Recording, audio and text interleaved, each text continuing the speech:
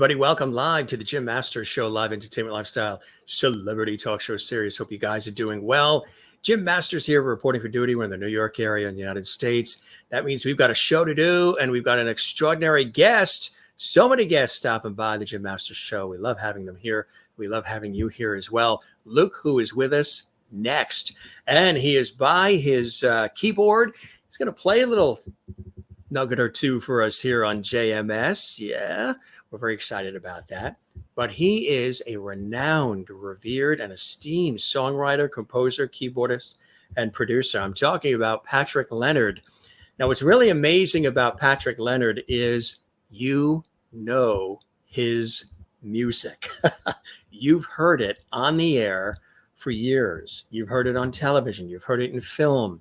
You've heard it sung by some of your favorite artists of our time, which is amazing. He is an American songwriter extraordinaire, keyboardist, film composer, music producer, best known for his longtime collaboration with Madonna. Yes, so many of those songs that you love that Madonna sang and knocked out of the park. Well, guess what? Yes, he was involved in the creation of those songs. Amazing. And I'm really excited to have an opportunity to share that. His work with Madonna includes her albums True Blue, Who's That Girl, Like a Prayer, I'm Breathless, and Ray of Light. He scored Madonna's 2008 documentary, I Am Because We Are. He played keyboards with her at Live Aid, and he was musical director and keyboardist for her The Virgin Tour in 1985 and Who's That Girl World Tour in 1987. He's also worked with a variety of other artists, again, all top shelf names that you know. He's worked with the incomparable Leonard Cohen.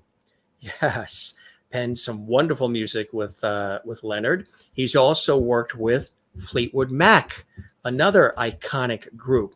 He's worked with Michael Jackson, Elton John, Rod Stewart. He's worked with Bryan Adams. I mean, top of the top here. Michael W. Smith, phenomenal Christian artist as well. He's worked with Pink Floyd and Jewel and Peter Cetera. He was even in the group Toy Matinee, the alt-rock pop group as well, which again, you may know and remember. That goes back a ways, right, in telling his story.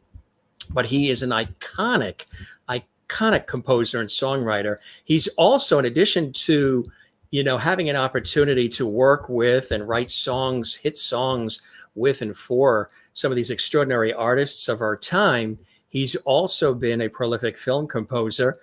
He's done, which we were having a great conversation before going live on the air. You guys know I work in television, radio, and stage and film.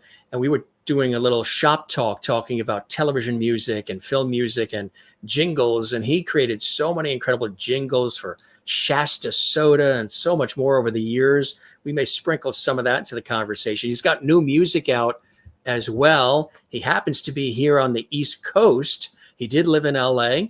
But he wrote music and the themes composed for fantastic movies like this one, Nothing in Common, starring Tom Hanks and Jackie Gleason. Joe Pesci in With Honors, and also, Christopher Watkins and Sean Penn at Close Range did the music as well. And the themes. Isn't that amazing?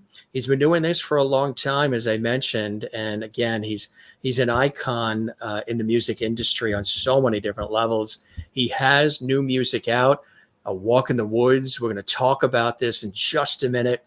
It really is something very, very special that we're going to share with you here on the show. But as I said, whatever the song is over the last many decades, whether it's a jingle, whether it's film composition, whether it's something for TV, or a hit song for one of your favorite stars in so many different genres over the decades, he's been the guy more than likely responsible for it. Again, working with some of the greats in the industry. He is one of the greats in the industry as well. In addition to Pink Floyd, he's worked with, again, Bryan Ferry, Julian Lennon, Jeff Beck, as I mentioned, Peter Cetera, Blue October, Duncan Sheik, and Marianne Faithfull, Robbie Robertson. He was half of the art pops group Toy Matinee with Kevin Gilbert and Third Matinee with Richard Page. He also acted as composer for a variety of films, stage productions as well. And with Leonard Cohen, acting as writer and producer for the 2012 Old Ideas and 2014 Popular Problems, and co-writer, co-producer of 2016's You Want It Darker. I mean, it's extraordinary. He's originally from Crystal Falls, Michigan, USA. A Midwest guy who really made it big through his tenacity and through his incredible talent and his ear for great music. Absolutely.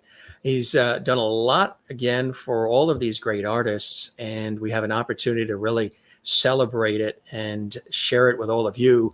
He composed the score for Triumph of the Dream, a documentary by photographer and filmmaker Norman Seeff that explores the inner creative process of scientists at work at NASA's Mars rover mission. And also, he wrote music for the Ten Commandments, the musical. Yeah, he sure did. And also, in 2004, had an opportunity as well to work with Robert Iskov, choreography, Travis Payne, costumes, Max Azaria. And that, of course, was for the 10 Commandments, which is the Ten Commandments. This is the French adaptation of the musical. Really spectacular. He also worked with Martha Graham Dance Company to recompose the music for a pivotal Graham piece featured for the company's 2010 restaging of American Document. These are just some of the incredible things that this fine gentleman has done. Again, it really is an incredible, iconic career that spans over so many years. It is truly an honor and a pleasure to welcome him as he's sitting there by the keyboard. He's going to perform. He's going to share some great new music with us. Thanks for joining us, everybody. Coming to us again from the East Coast, here is our very special guest, Patrick Leonard, on the Jim Masters Show. Patrick, welcome to the program. My friend. Hi, Jim. I feel like You've done a few things. You've done a few things. I should just go lay down. I think I'm exhausted. I was going to say, you have done a few things. You know, when you look back, when you have somebody else sort of going over it, kind of like Ralph Edwards, This Is Your Life, it's pretty amazing. There's things I forgot. I forgot some of those things. I really did. You mentioned things that I wrote down because it's like, oh, yeah.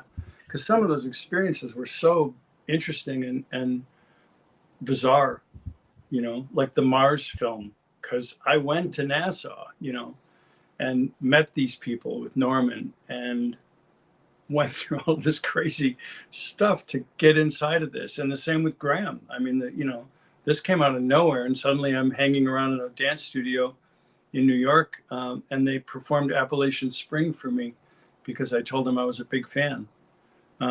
Things that, you know, I can't believe any of this stuff, really, to tell you the truth. You know, it's really amazing. And it's, like I said, you have touched our lives in so many different ways, shapes, and forms through the world of music, whether it is through film and television, commercial work, and of course, working with some of these major artists and really capturing a sound and a feel, music that matches them so perfectly, and music that has captured our hearts and minds. You know, growing up in Michigan for you, Patrick, what were some of those early influences and inspirations that even, you know, kind of pointed you in the direction of even wanting to get into music? Were you always listening to it? Were you following other artists? What was happening in Michigan for you as a kid?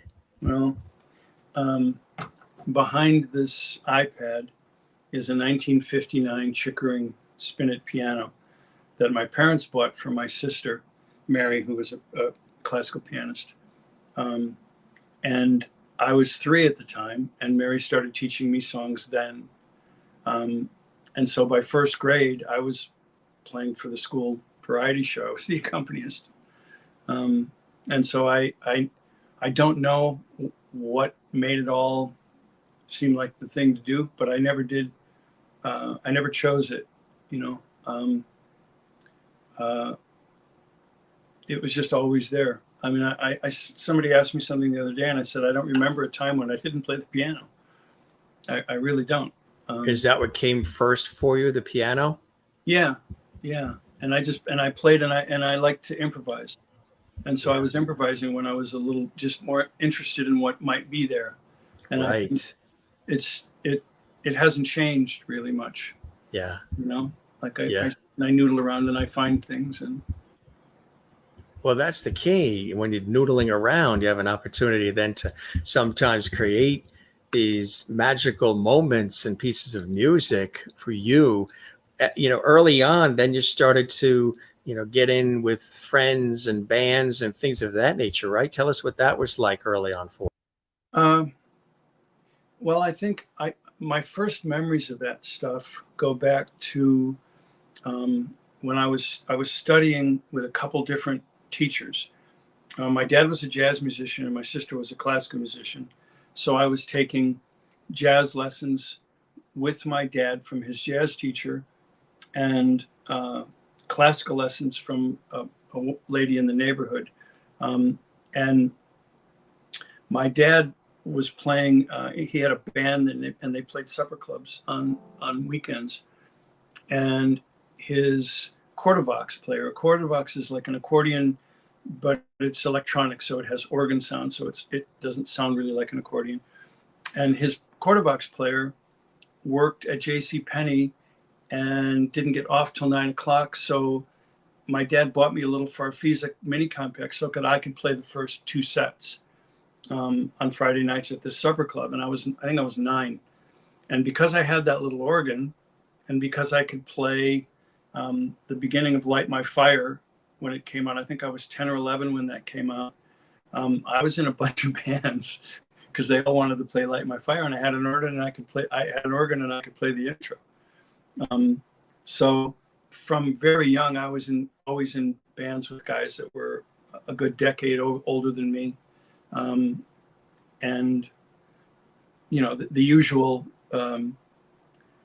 precocious, or not precocious is the wrong word, distracted young student. I couldn't do anything right in school. And so I just remember always playing, and being very interested in writing from as far back as I can remember that too. Who were some of the influences for you? Like if we, visited you back then, what would have been, on your stereo or in your boombox or, your Walkman or now iPod? What kind of music, what kind of sounds, what kind of artists were you being inspired by that you enjoyed? Did you like a little of everything? Because when you look at your body of work, you have touched upon just about every area of music and have sort of mastered it in terms of the genres. Were you always interested in a variety of things, or were there specific folks that you really enjoyed early on? Well, there's a time when you hit the kind of teenage years, and then you're going to hang with your buddies and you're going to go see bands. And I was a teenager at a great time because I saw Zeppelin's first tour, and I saw, I was there. But I was young, but I was in bands with guys older than me. So in '68, when they did their first tour, I was 12, but I was at the theater with all my other friends for the show. And it was Zeppelin and Tull and Savoy Brown and the Litter, I think was that first show. But the thing of the musical influences goes back to the family and the fact that my dad was a jazz musician and my sister was a classical musician, but she was also a teenager in the 60s. And so she said, this is Aretha Franklin, and this is James Brown, and this is Jimi Hendrix. And, the rock and roll I got more from my friends and people I was playing in bands with. But I think at a really young age, I remember like when Mary brought home the single for Respect, Aretha Franklin's Respect, and he put it on this little record player. And I just remember this moment of going, what is that? And I think that that's a big part of this. I think my dad took me to see everybody he could take me to see. So I saw Buddy Rich and I saw Oscar Peterson and I saw Bill Evans play. And I saw Sammy Davis Jr. and he would take me to these shows. I saw Stan Getz play with Did you ever see Joe. Maynard Ferguson? No, I did not. No. Oh my God, it was the amazing, huh? Yeah. Oh yeah. But so those influences of the classical music that was being played in the house, and the jazz and the standards that were being played in the house, and the records that my dad listened to, and the records that Mary listened to, and it all sort of makes this strange potpourri, really. And when you're a little kid, I think you absorb it all, and I think I absorbed it all a little bit. When I think about what I do and how I play, and you said this mastery of all these styles. I think I'm pretty good at drawing a cartoon of all of them that's very convincing, because I don't really know them. Like I never embedded myself in any study of anything in particular. I just found creating the most interesting avenue, and I think that I was probably from a very young age creating from a little bit of Gershwin and a little bit of Bach and a little bit of James Brown, and a little bit of Jimi Hendrix and a little bit of Bob Dylan and a little bit of Connie Francis and the Rat Pack. It's, what I mean? Yeah. So the emotions of those things, which I feel is the key to things, it's more about the emotion. Because a lot of people can play. A lot of people can play a zillion notes. My sister Mary could play a zillion notes. I mean, she was a classical pianist. She could smoke me. You know what I mean? She could really blow. But to me, it's always about the emotion. So if you can find that, it's this moment of like the Moonlight Sonata. Like you don't need any more than that. You know what I mean? You don't need any more than that. You get where this man was, and you get this thing that kind of becomes immortal. That's beautifully said, and that's so very, very true. And as you pick up those little elements, it sort of started shaping, your career and your body of work. When you look at it, what probably was one of those key moments for you when things really started to cook, things started to take off, people started to really notice how good you are and that you're passionate and very talented and creative, and these opportunities started coming your way, Patrick?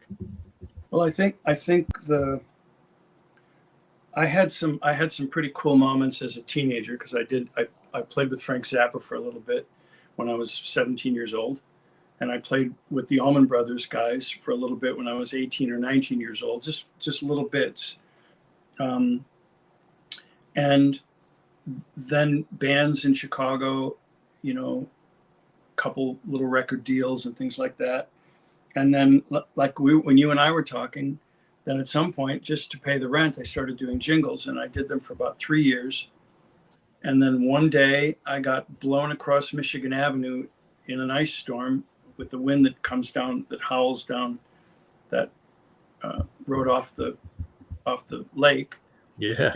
It tore the door off my car and spun me on my ass across the road. And I got back, and I was on my way to do sessions. I had 2 synthesizers in the trunk, and I pushed the door shut, and I went and did the sessions, and I went home and called a friend of mine in LA. His name is Hawk Walensky. You may know Hawk. He wrote Ain't Nobody. He was in Rufus. He's a tremendous, tremendous musician. And I called him and I said, Hawk, I got to get out of here. I can't take the weather anymore. And he was in LA. And he said, you know what? I'm on the phone with one of the Jacksons about some tour they're doing. Let me call you back. So I said, okay. And he calls me back and he said, listen, the Jacksons are doing some tour and they need a keyboard player. And that's why they called me, and I can't do it. Do you want to come out and audition? And so I said, okay. And I don't know how long it was, a week, 2 weeks, maybe it was right then. I don't really remember. But I flew to LA to audition for what was to become the Victory Tour. And I got to this little room, and there was a set of drums and a Yamaha DX7 set up. And I think it was Tito and Marlon and Jackie were there. at Leeds rehearsals in North Hollywood. And they asked me if I knew any of the songs. And I said, no, I don't know any of the songs at all. And they said, well, what do you want to play? And I said, well, maybe the drummer and I can just jam. This was Jonathan Moffat, Sugarfoot. And we just jammed, and I'm sitting there thinking, well, this isn't going to happen. I don't even know any of the songs. So we jam, and I'm out in the hall, and other people come in, and they know the songs, and they're LA players. And I'm thinking, this is over. I go home. And everybody said, how'd it go? And I said, it was a little bit embarrassing. I didn't even know any of the songs. I didn't have any time to eat. I didn't even know what I was going for, really. And about a week later, they called and said, can you come back? So I came back. And this time, same room, except now it was Jonathan and David Williams, the guitarist, Michael's guitarist. And they said, do you know any of the songs? I said, I didn't go home and learn them. I didn't think I had the gig. So we did the same thing. We just jammed. We just jammed probably on one chord, And that time there were people lined up in the hall with road crew that brought in massive keyboard setups. And I'm listening to the door and I hear them count off Thriller, and I hear the bass parts and the sounds and all the keyboard parts. And I think, well, another wasted trip, right? So I go home and everybody said, how'd it go? And I said, kind of the same. And a week later they called and said, you got the gig. Just as a keyboard player. So out I go, and I go back, and I get there, and we start. Now there's more people, and it was pretty complete, but no one was really in charge, and they needed all the sounds programmed and all the keyboard arrangements worked out, and basically someone to run rehearsals. So I was sort of a little bit nominated musical director, and that became the Victory Tour. And that's like around 84-ish. Yeah, it was 84. It was right now. But one of the other keyboard players called me a few weeks ago and said, right now we were on our way to Alabama for dress rehearsals, Wow, with the Jacksons. I don't know, but I think it's probably right around now that we did our first gigs 40 years ago. And it was Thriller. I mean, that's what the tour was. Yeah, right. But with the brothers, but it was... That whole album that was out, and and it was really fun. It was really quite an amazing experience. Oh, sellout crowds, coliseums, thousands of people. It was, that's that energy. You don't necessarily always see that as much now, but then that energy was incredible. Yeah, I think that the audiences are just as big, and they're probably just as enthusiastic. But in that case, you've got all of these people dressed like Michael, like a sea of people, and this thing that was so big at the time, with Billie Jean and Thriller, and it felt like huge. It really did feel huge, Yeah. I think that's it. That's the tour. What was it like working with Michael and working with the rest of the Jacksons? Just the experience of it all, and do you look back and say, how cool was that? Yeah, well, I mean, occasionally when it comes up, I have the same memory all the time, and it's this thing of being up on stage, and Jonathan counts off and plays a drum beat, and I start going.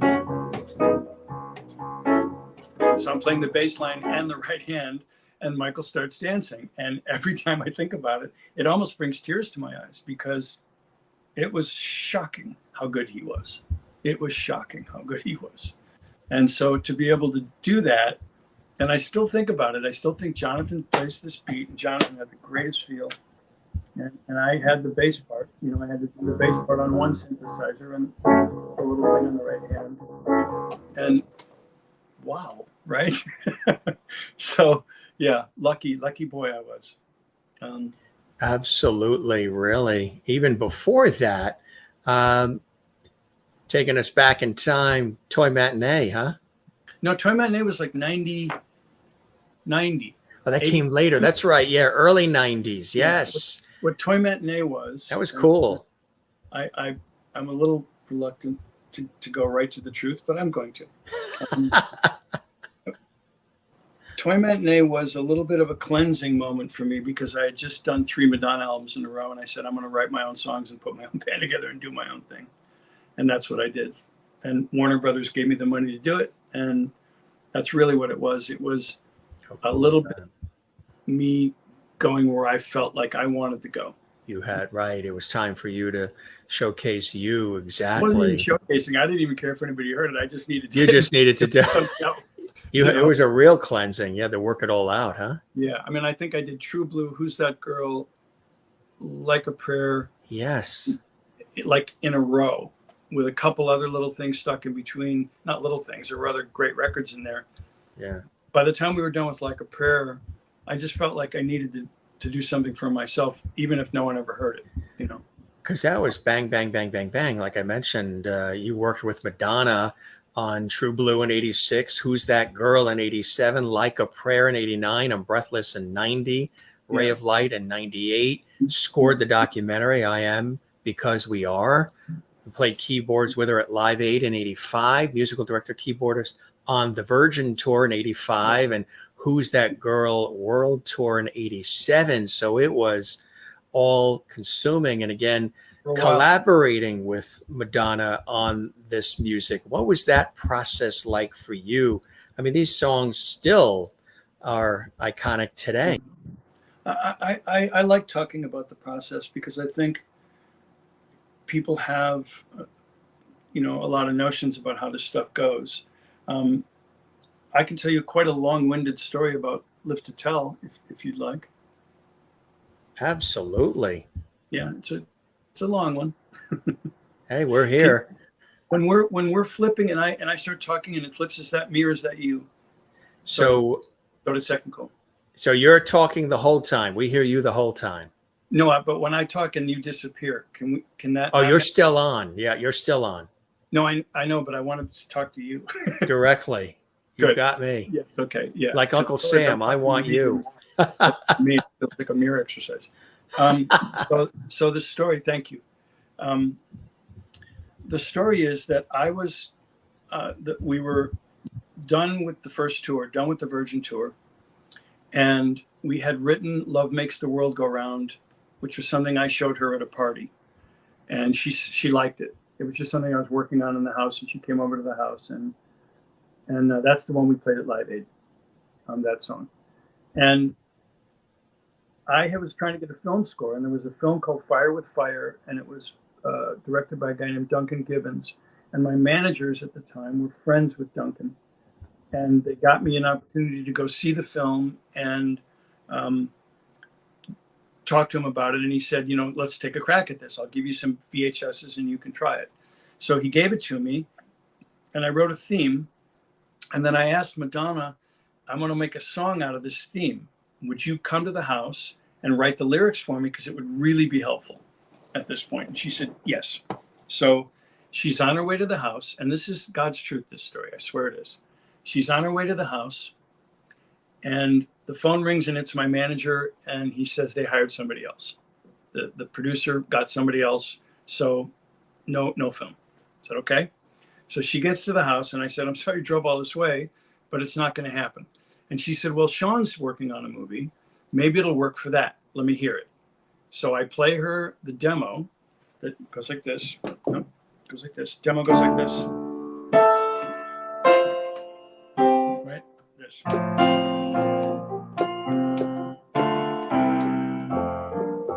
That's the demo. So she listens to it. She writes these words. We put a mic up. She sings it. I make her a cassette, and she leaves. And I have to go because I'm going to Michael Jackson's house to work with Michael and Quincy and try to work out some new songs for Michael. Okay? This is all true. So I'm at Michael's, and Michael's standing here singing ideas to me, and I'm trying to figure out what he's singing. Quincy's in the back writing down anything that feels relevant. And in comes Michael's assistant and says, Sean Penn's on the phone for you. And I said, can't talk right now, whatever it was. But anyway, I end up talking to Sean. He said, you have to come here right now. You have to come to the director's house right now, to Jamie Foley's house. And I said, I can't this minute, but I'll be done soon and I will come over. So finish up there, drive to whatever canyon it was. I can't remember what canyon it was. It was Benedict Canyon. Go to the house, walk in the door. Madonna's sitting there, Sean's sitting there, Jamie Foley meets me at the door. And before I even sit down or anything, he said, we love the song. We want to use it for the movie. And Madonna says, who's going to sing it? And they said, you're going to sing it. And she says, it's too low for me. It's not right for me. And they said, no, you're going to sing it. It's great. And then Jamie turns to me and says, Madonna said, you can score my movie. And I said, I can. He said, you're hired. So got fired from a movie, wrote Live to Tell, got hired for a movie before dinner time. And she never sang it again. She never sang it again. That vocal that she did was that single.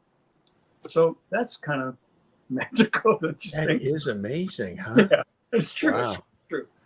So anyway, then that turned into more songs, and this one.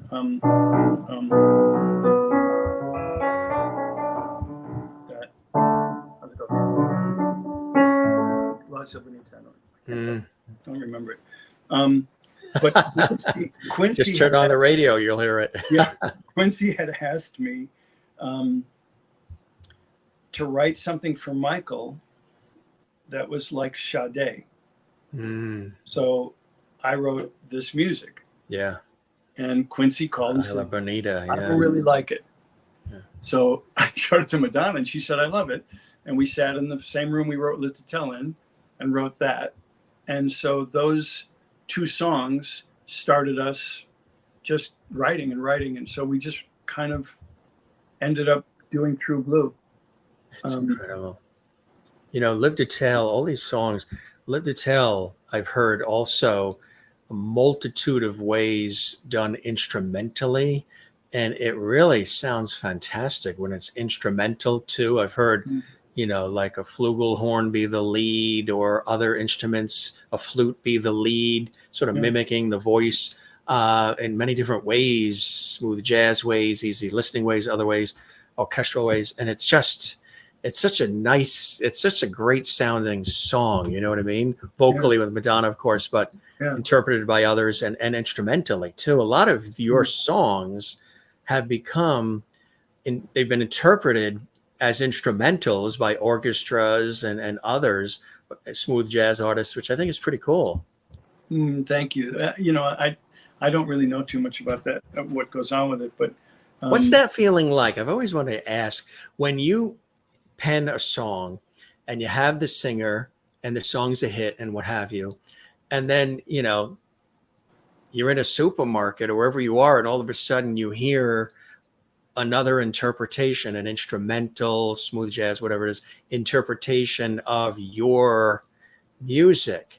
It's got to be pretty cool. It's almost like, you know, a stamp of, wow, this song really obviously resonates with people because these different orchestras, these bands, these others have taken it and they've interpreted it using guitars and other kinds of instruments, which I always found amazing. What does the artist think when they hear it interpreted by, like, maybe a full orchestra does the song or something? I mean, I've heard the Royal Philharmonic Orchestra in London do Madonna's music as well, and it sounds fantastic.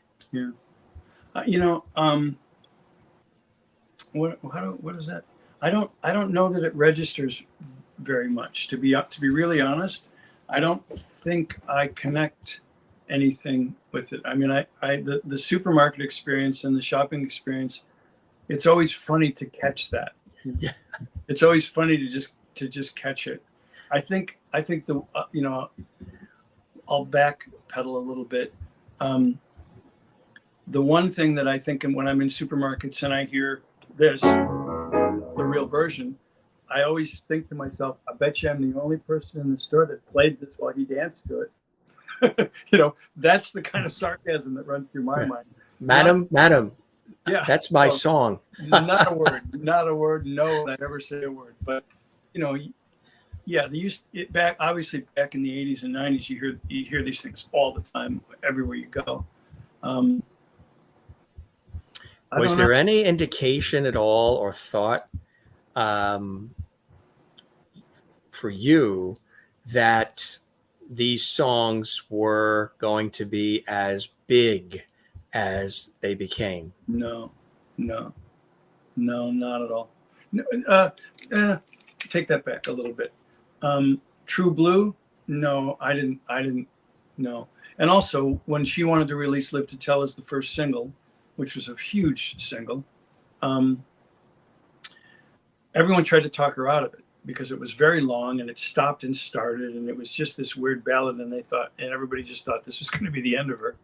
And she insisted, and it certainly wasn't the end of her.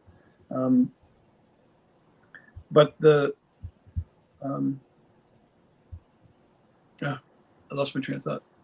We're talking about whether or not you guys, even as you're writing the music, ever thought that these songs would become as big and beloved and iconic as they have. No idea then. But then you saw a little bit of a thing, like we did the "Who's That Girl" stuff, and I don't think we were dismissive about it, but it wasn't like we labored over it. It was really quick because we had a little bit of a team together and we could do it quickly. And the Breathless record was, we had 3 weeks to write and record those songs, and it was done. And some of those songs are crazy good. I mean, that record wasn't a popular record, but there's some powerful stuff there.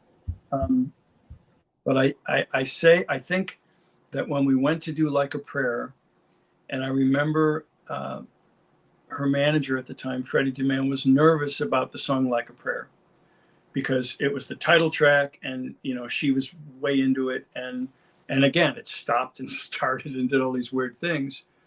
And we went to Ocean Way Studios to do the choir, to do Andre Crouch's choir, which for anybody interested, fans that are interested, that entire choir thing was one live thing.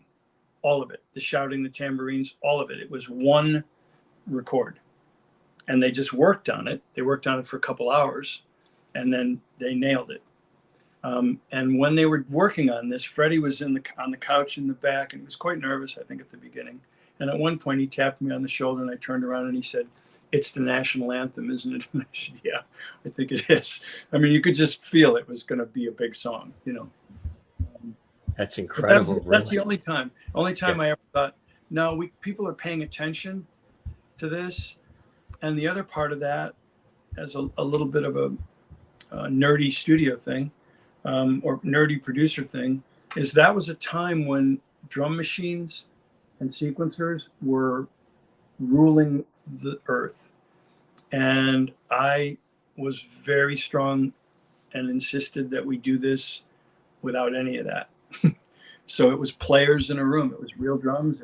Everything was real, which was very against the grain. And she kept asking me, "Why are we doing this?" And I said, and I didn't say anything except that, "Listen, are we good? Are we loving this? Let's just keep going."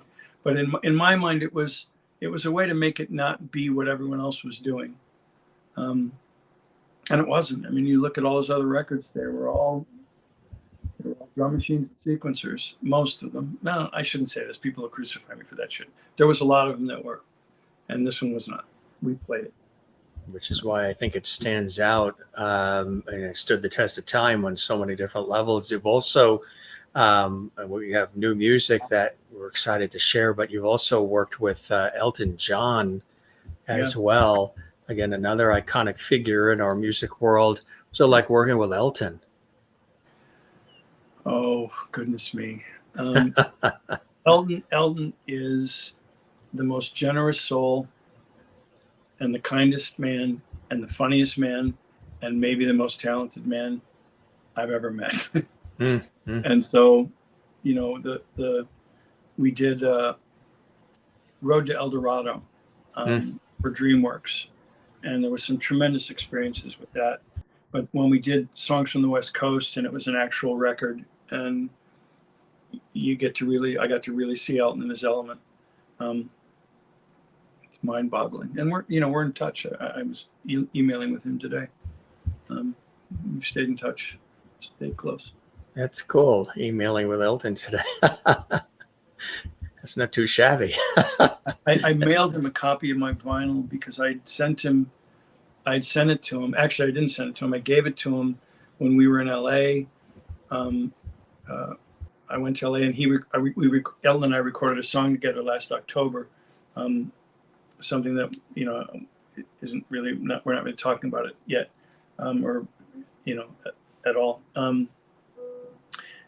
But at that time, I gave him the album, and when he listened to it, he really liked it. And so I asked him for a quote, and he gave me this quote that's like, it's the nicest thing.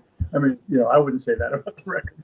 But He said, if you are tired of formulaic music like myself, this album by Patrick Leonard will make you sit up and take notice. Surprising melodies, incredible music played perfectly by all concerned. For me, it is the manna from heaven, listening to the unexpected twists and turns, a brave album, and one that is a complete triumph. Having had the pleasure of working with Pat, this made me feel grateful and made me feel alive.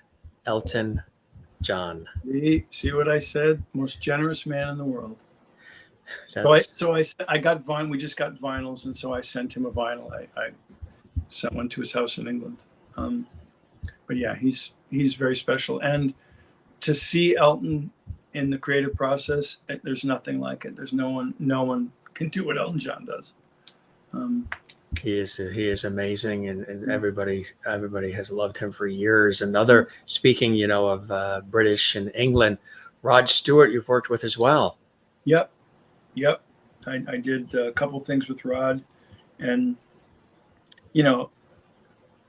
interesting to note that when these guys were gaining their popularity, I was 10 or 11 years old and absorbed in their records.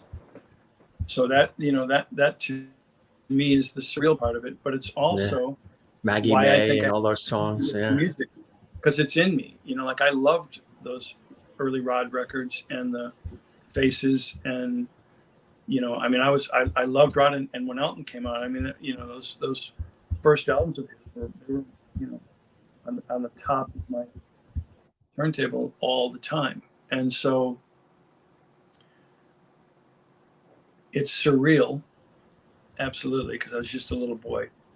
But aside from that, I think there's an affinity because it touched me when I was really young, Isn't it amazing? Sometimes you have no idea, right? And then here you are working with people that you've admired and you've respected. It's absolutely extraordinary. A name that definitely comes to mind in that vein, Leonard Cohen. I mean, having an opportunity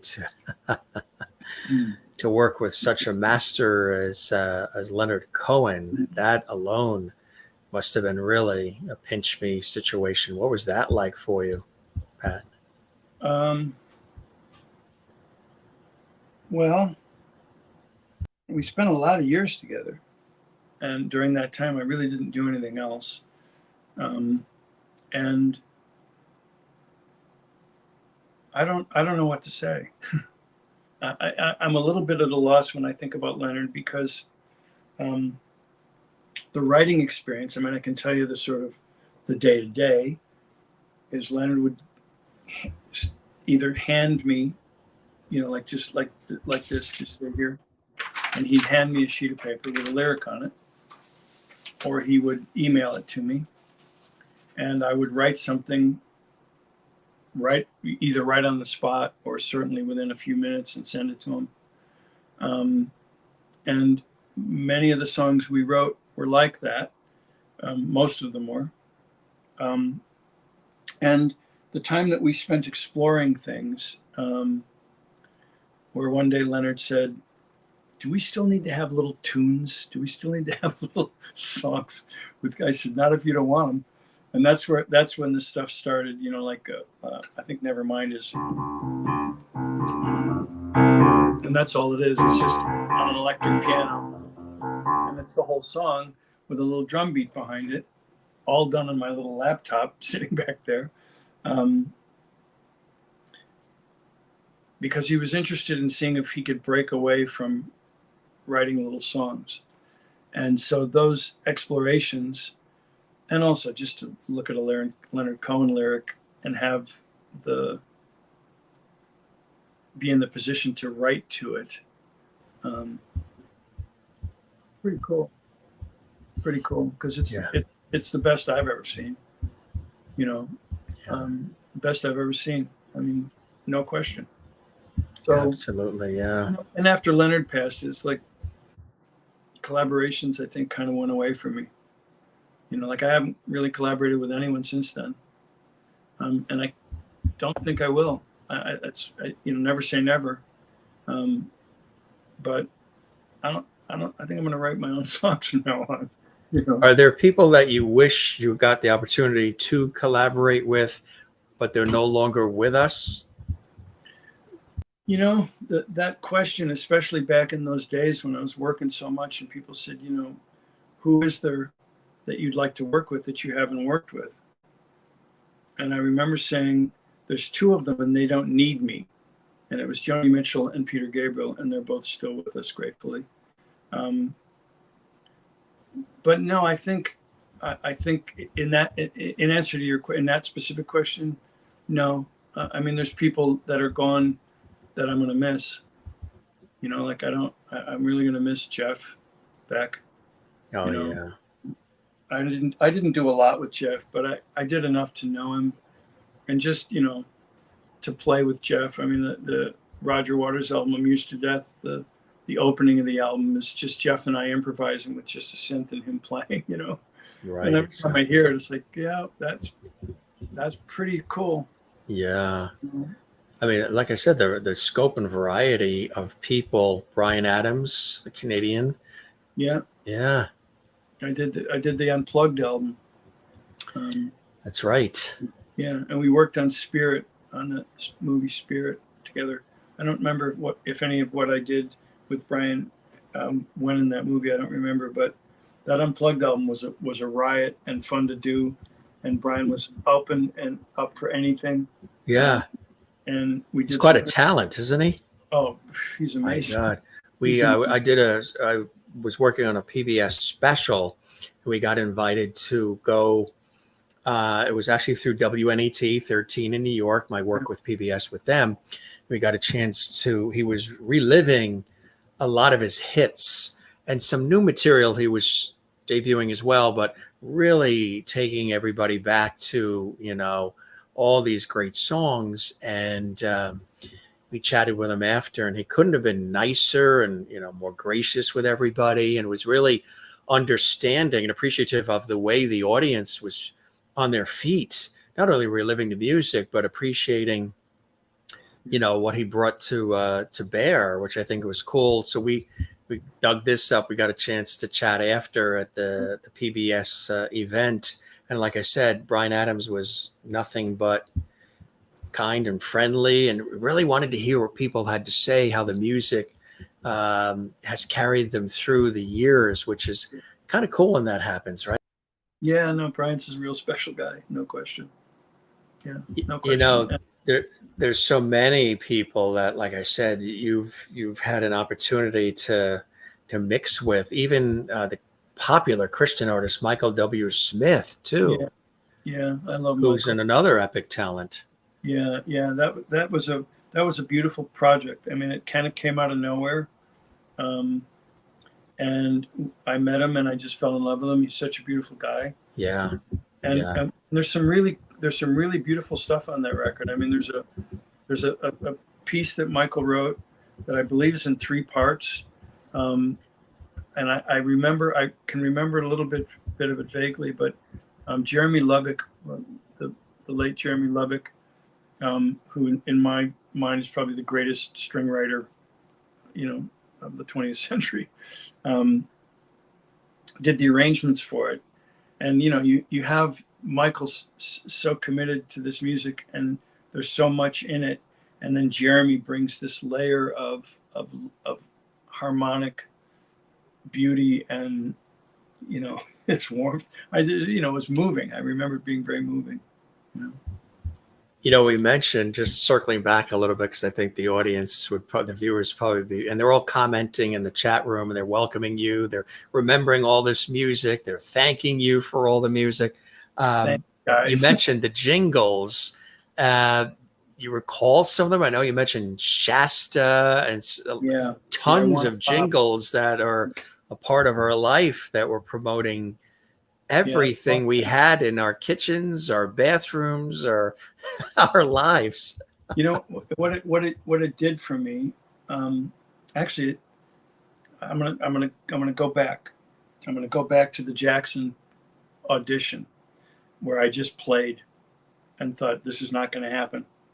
And I went home and then I ended up getting this gig. And at one point I asked the tour manager, Nelson, I said, how did I end up with this gig? And he said, Michael always defers to David Williams, and because David's listening to the players. And can I use language? Is that okay? So I asked Nelson, how did I get this gig? And he said, Michael asked David, and David said, the kid from Chicago is the only motherfucker that can keep time. And that's what got me the gig. And when you do jingles, you're playing to a click track. Yeah. 7 hours a day. And you're doing all kinds of dodgy stuff, and you're reading charts, and you don't get a second take. You better not need a second take. And so that thing of playing in time, I mean, you know, I think I've always had kind of naturally decent time, but that was boot camp, and it was 3 years of it every day. So I went in there, and I guess I must have, right, just was able to lock in, and that's what got me the gig. So the jingle thing for me was, you know, studio discipline college, and fun. It was fun, you know. Some of the jingle singers and the session musicians who've come through, who've been in the jingle world, have expressed exactly like what you said. It was very exacting, and there wasn't a lot of room for extra takes. All of the singers had to sound so harmonious, and everything had to blend perfectly. And the instrumentation, and a lot of times you have 30 seconds, 60 seconds, or whatever to get it in, get the message in, the music, whatever it is, and how exacting it is, and how a lot of times sometimes the client would be listening, and the client had a certain sound that they wanted for the image of whatever it is that they're promoting, and all of that would come into play as well, right? Yeah, the client was always, you know, to the musicians and the producers and the writers, the client was always a little bit of a pain. Take the triangle out. I hear a triangle. I don't want the triangle. Well, you know, I'll tell you a quick one. There was a producer who was a PhD, who taught at Northwestern University, who was a fantastic musician and a great composer. And this was for Burger King, I think. And it was Foot Cone and Belding, and there was the client from Foot Cone and Belding, who I know her name, but I'm not going to say it. And she was standing behind Dr. Colnut, and we're out in the studio playing, and we play through. And then she talks to him, and then he pushes the talkback button, and he says whatever he said, you know, take out bar 13, hold the F chord through to blah blah blah, some little change like that, and don't bring the hi-hat in until whatever, you know. So we tried again, and eventually, in about 4 or 5 takes later, he's got his head in his hand and he's done like this, and he pushes the talkback button and he said, does anyone have any ideas at all, because the client can't taste the cheeseburger, right? And you just thought it, you know, he was going to die, you know. So there was good moments like that, you know, where she's just doing her job, you know what I mean? And right. She can't taste the cheeseburger, and that's it. And you've got, you know, 7 musicians and a tremendous composer, and you're in a studio and everything sounds fine, and right, and time is money, the clock's ticking, right? Gotta taste the cheeseburger, man. You know? That is funny. I don't remember how it ended, but I don't think it ended well. You know? And after for lunch, everybody went out for cheeseburgers. Never had one again. I don't think. You've probably done hundreds of them then, right? Over the years, like you say, Burger King, Shasta, all these names. When I was there doing them, I was doing them every day, and I did. That was Chicago. Yeah, I did probably 5 or 6 a day for 3 years. You know. And you worked, I mentioned, with the prolific musician and composer Dick Marks, who is the father of Richard Marx, the iconic singer. Yeah. And that was in Chicago as well, huh? Yeah. Yeah. Now, I did sessions when Richard came in. I did sessions for his dad when he came in, and he was 9, 10 years old. Wow. He's the little boy hanging out at the studio with his dad. That's amazing. I think he's on tour now too. I think he was just in England. I think he's singing his hits and he's making the go round again. Yeah. Another iconic group. I mean, these are amazing. Our audience is really loving this. Fleetwood Mac. Yeah, I didn't do a lot with them. I did a couple songs for Greatest Hits album. Yeah. But I got to work with them. Lindsay wasn't in the band then. Right. But, I got to work with them and it was fun to do. We did it at my studio. Yeah. Pink Floyd too, another one.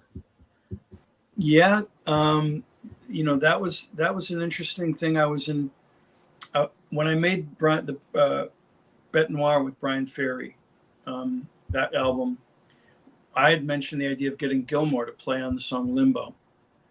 And he knew David, and actually Guy Pratt came and played, and he was the bass player in Floyd at that point. After Roger left, Guy Pratt took that chair. So we had Guy and we had Bryan, so getting a hold of David was easy, And we went over to England and did a couple days in the studio with David doing overdubs. And then David invited me to lunch at his house. And I went to lunch at his house.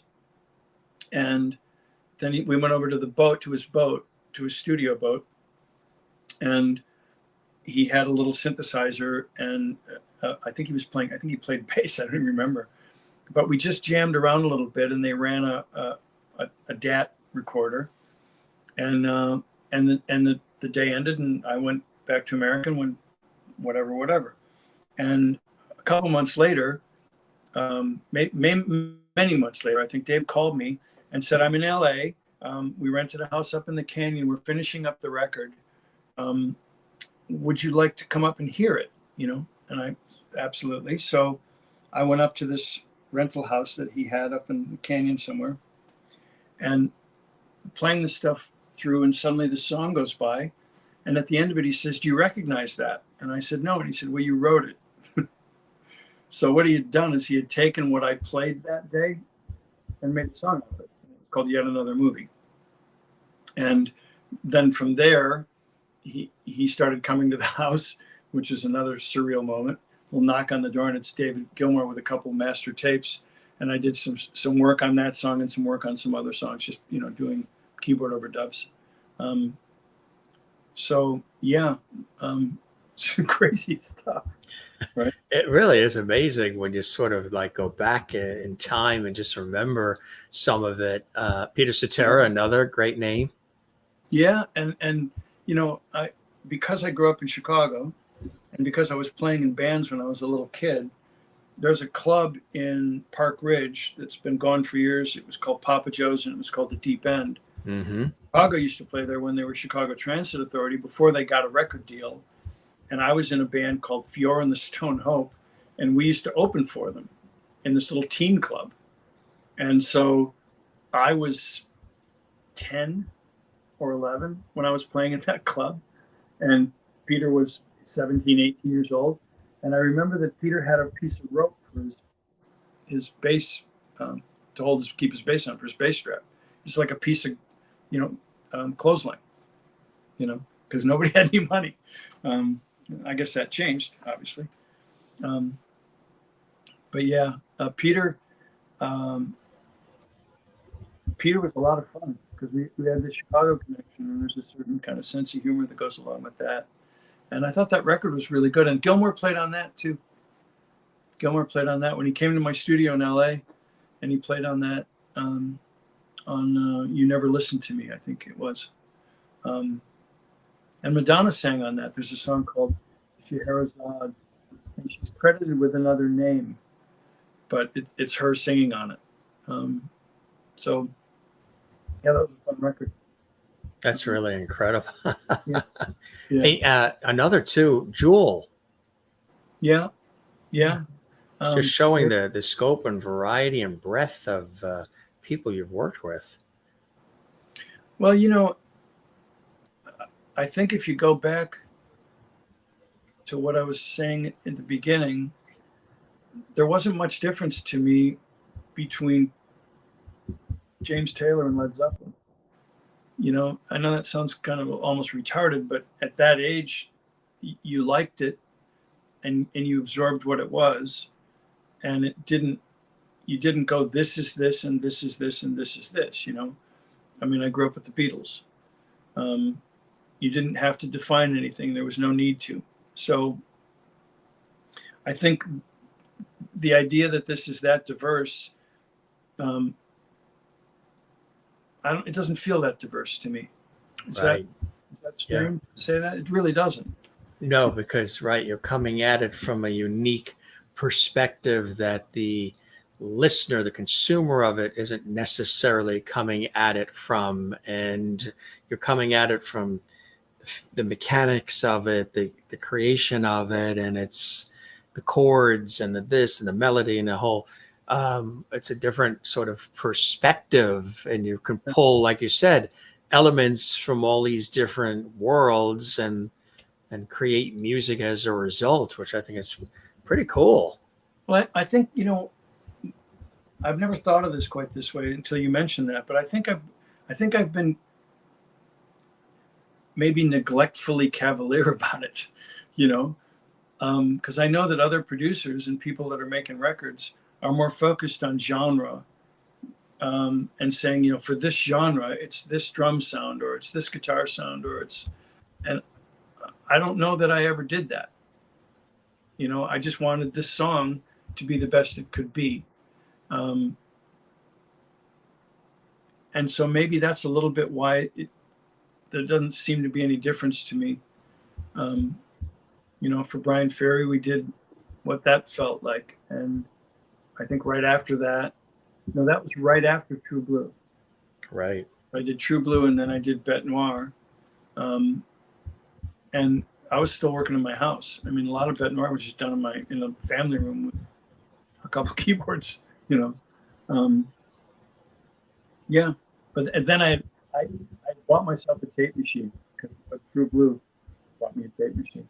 So I had a multi-track tape machine at the house. You know, getting into also some of the amazing film music too.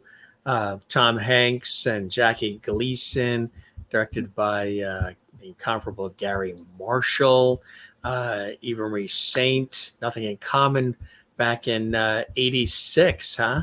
You like doing the film music? And again, when you hear this, folks, this is Patrick's touch in this film.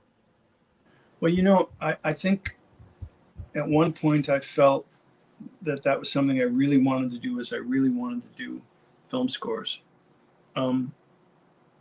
And that was a great experience. Nothing in Common was a great experience.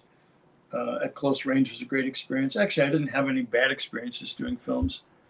I think I just at one point realized that I didn't really have the temperament for collaboration at that level, where there were that many people working together. And so I really learned a deep respect for those that can do it at the high bar level, because there's a lot of chefs in those kitchens. I mean, I have a hard time with one, you know, I really do, because I'm pretty, you know, bullheaded, and I think I've mellowed, but at the same time, I'm not really that interested in collaborating anymore.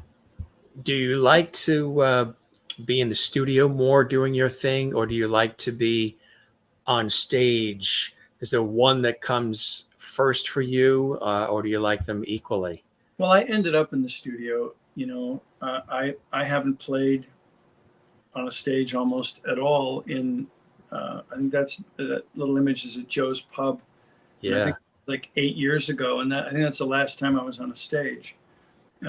I'm thinking that with this record, if it makes sense to go play, I'd love to go play this record. And that cover that you have is the cover for the single. The record's the single. Down to Mood. It's the same cover. There you go. That's right. Yeah, that's it. That's the album cover. How'd you guys come up with the cover? You know, it's cool. It's have you seen the physical vinyl? Do you have one yet? Yes. You have a package? Yes. Oh, okay. Yeah. Well, You're lucky because I don't. I sent mine to Elton.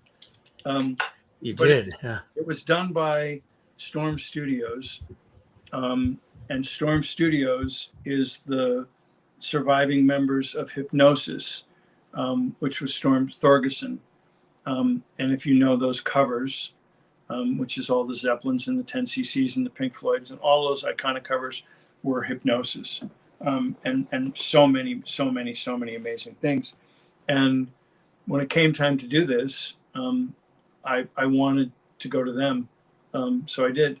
So we spent a lot of time doing it.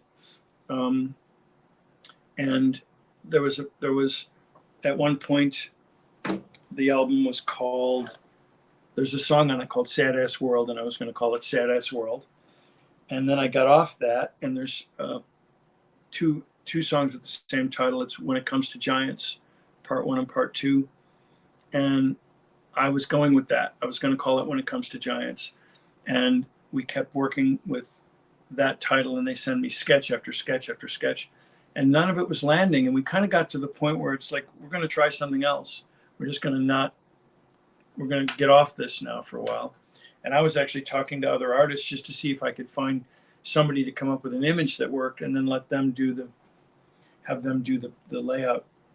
And my wife and I were at a hotel somewhere in Florida, and Dan from Storm, who does all the sketches, Dan Abbott, sent me the sketch that's on the cover, that cover you had up with the guy sitting on the moon looking back at the earth. And I looked at it, and there's a line from one of the songs on the album. It's not a song title, but the line is It All Comes Down to Mood, which is something that Leonard said to me when we first met. He said, you know what it's all about? And I said, what? And he said, mood. You know, it's just about your mood. That's all you get. And so in the song that I wrote that has a lot of Leonardisms in it, I used the line, It All Comes Down to Mood. And I looked at that picture, and I wrote to Dan, and I said, what if you use this picture and called it It All Comes Down to Mood? And he went, now we're getting somewhere.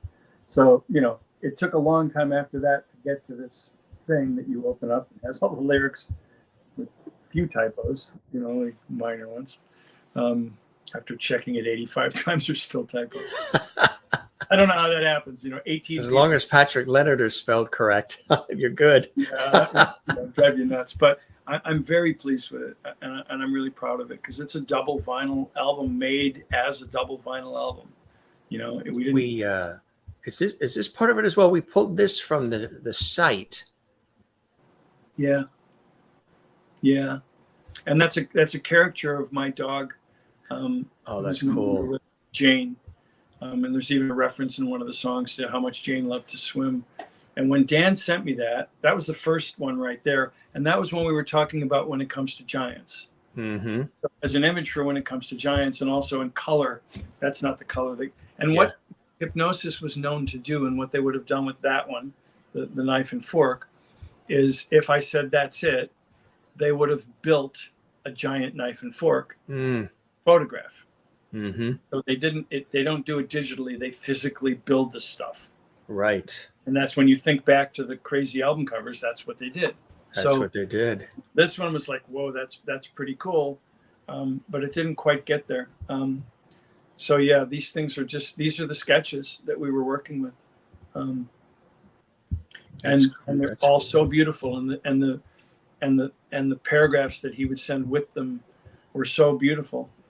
We actually have a little tiny video clip too, a little clip of it, and we'll play that, give people a little sense of it. And this is really cool. This is just a little teaser, folks, and we'll tell you how eventually you can get the music and everything else. But listen to this. This was very cool. It's on of course, the website, patrickleonardmusic.com. But check this out. Hello. So I've decided to make a solo album. It's called It All Comes Down to Mood. It's 84 minutes long. It's a double vinyl, 16 songs, lots of fun. And I've been trying to figure out how to describe it and explain it, and I haven't been able to come up with anything. So I've decided to just play it for you.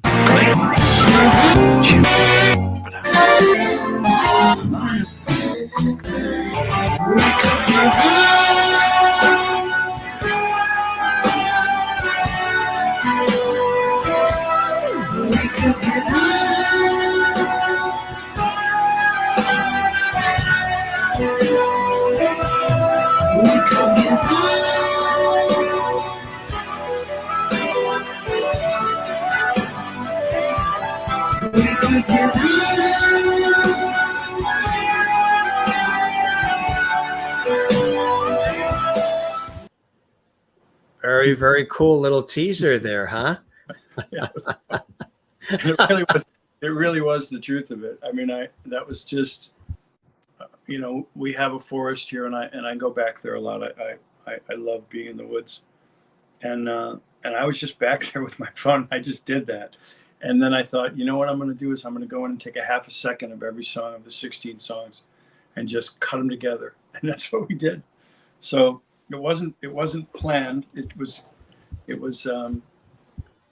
necessary, because I really couldn't figure out, this thing of sitting down and describing 16 songs, and forget it.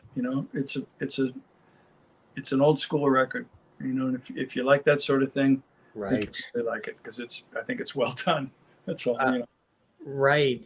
And what everybody's saying is the production is pristine, the playing is endlessly tasteful, the lyrics thought-provoking, and what brings it together is an emotional component that is rarefied in modern music. And each of the album's 16 tracks are like masterpiece paintings, which reveal more the deeper you listen to it. And you're supported by a real dream cast of fellow musicians on this album. Yeah, it's a good bunch of players.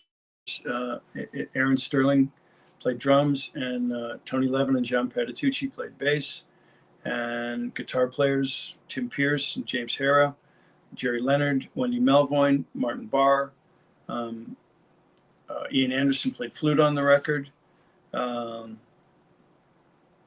It's a good bunch. And myself and Anna Michaud, my wife, singing. These labors of love, a lot goes into them, but without anybody to negotiate with, I get to go. I have hard times talking about some of these things. I get to go where I want to go with no compromise. No one's going to say, I don't know about that drum sound. Like, no, just me. And so it's not a slightly different experience. It's a completely different experience to do something this grand, and it took a long time, and it was a lot of work. And for the 16 songs that were on there, I think I wrote damn near 30. And not ideas, finished, recorded, and then go, nope, because you're painting this picture. So I got to do a little bit of probably the fantasy that I created in my mind when I was 14 years old. Like the records that I could not get enough of were these things that you put on and you read the cover and you put headphones on and marveled over the panning of the whatever it is, You sort of wrote it autobiographically, right? The way this album was written. There's some autobiography. There's some social commentary, and there's some fantasy nonsense, just stuff you make up. But it's the exercise. There's some songs, like I think the song At the End of the Day, which was the one that's really got a lot of Leonardisms in it. I quote him a lot in it and talk about our relationship. That was a lyric first song, and there's a number of lyric first songs. That almost all of them were lyric first songs, really, to some degree. And the lyric first songs means you have the lyric. Like I'm because I'm working on some things here. I have some lyrics here. Like I have the lyrics for La Isla Bonita are here because I'm working on just doing a little bit of a thing, and it's this, it's it's that part of it. But I could write a different song to this right now, even though it's been this for 30 years, right? So I could take it and go a completely different direction with it. You know what I mean? I could do whatever I want.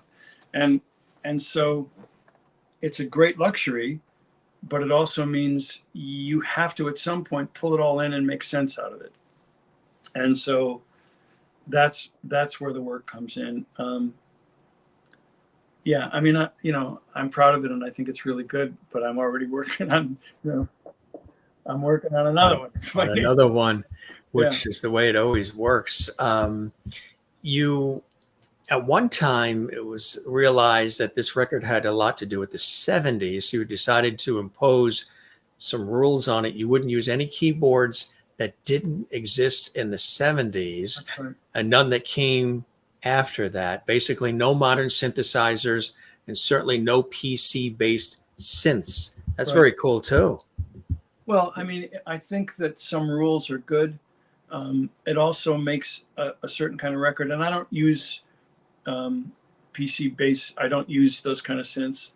I did years ago when they first came out. I tried them, but I like hardware synths, and the polyphonic synthesizer is a little bit of a dangerous animal. And so I used, on this record, there is no polyphonic synthesizers. There's Mellotron and Hammond organ for those kinds of things. And then there's acoustic pianos and electric pianos and mini Moog synthesizer. And there's some modular synthesis. And, because that was around then. And I didn't use very much of it, but some of the weirder synth stuff on there is that, but it's not, I mean, it's modern in the sense that it's new equipment, but it's my modular. You want to see my modular synth? My modular synth is a beast.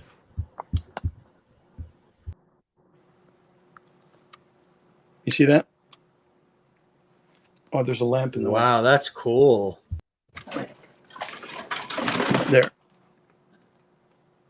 So there's a buchla there, and then it's a ton of stuff. So, I'm a little bit obsessive and a bit of an addict.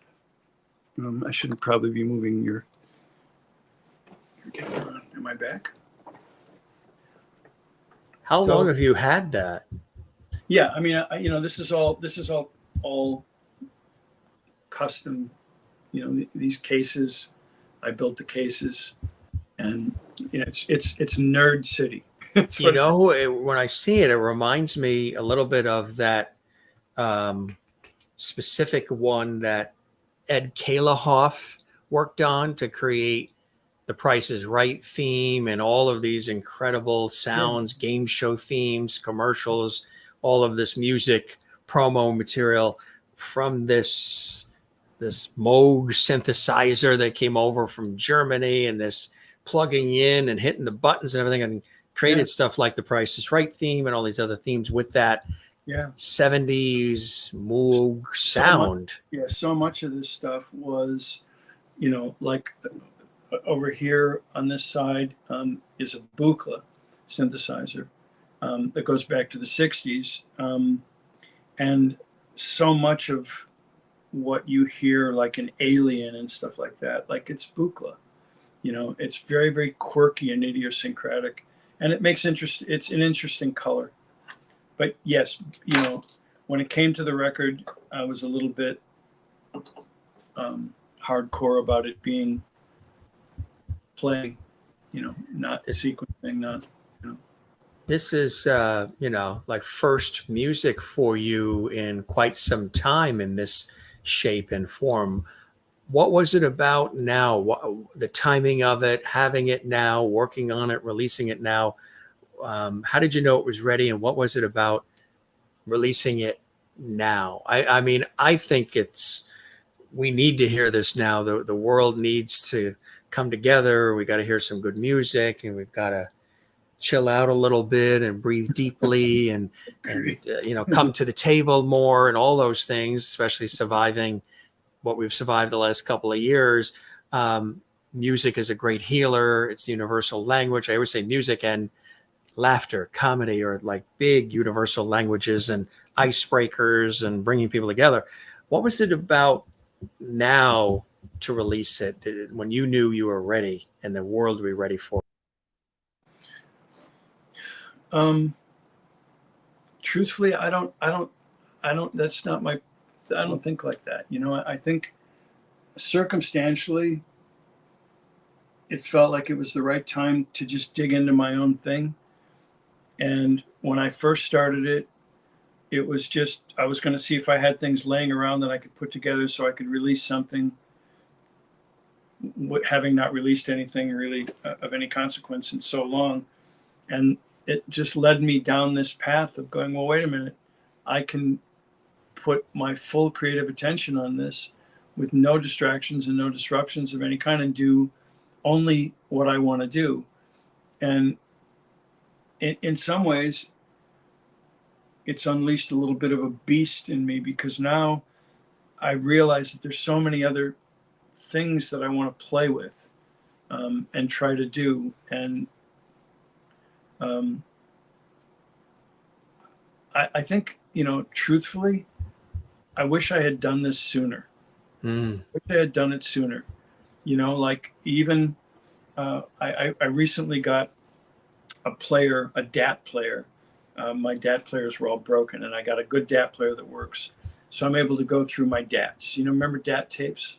Oh, yeah. I remember 1-inch machines and everything. Splicing, editing, hours of that.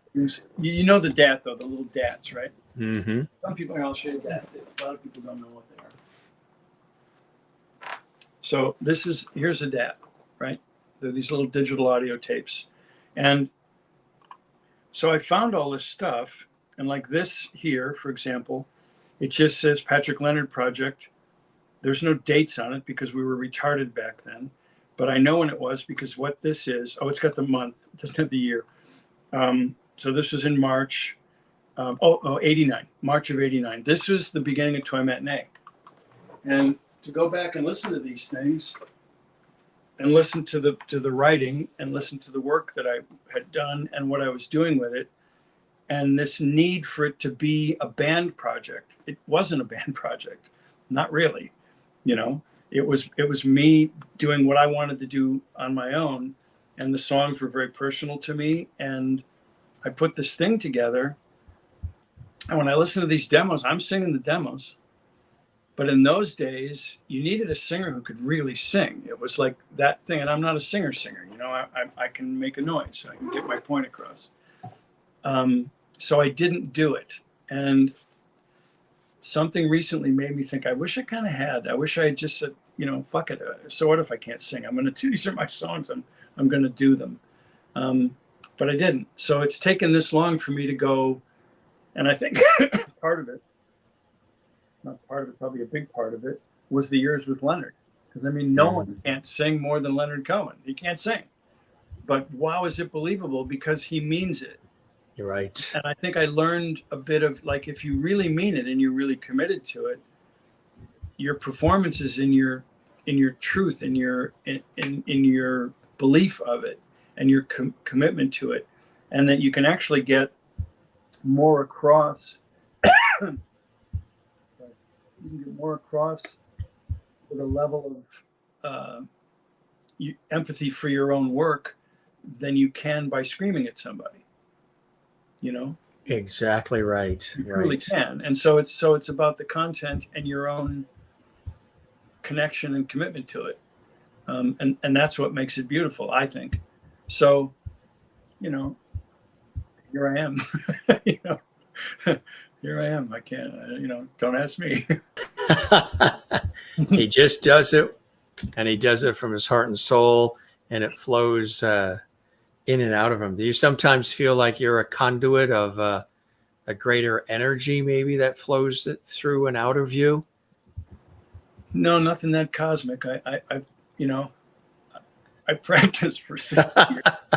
You know, when you're here, you know what I mean?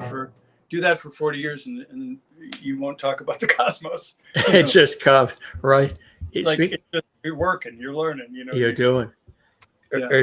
Since you have that beautiful instrument there, is there anything you wanted to tickle for our viewers? Oh, I don't know. Maybe I could do something. Let me see. That was great. You A beginning and an end. You can't see it. Dun, dun. You know what I'm going to do? We can see it a little bit now. A little bit. Yeah. Can you hear it? Yes. So what I'm going to do is I'm going to find my way around a little bit, and then I'm going to work maybe in some themes or something or things I've written. That's cool. Find my place.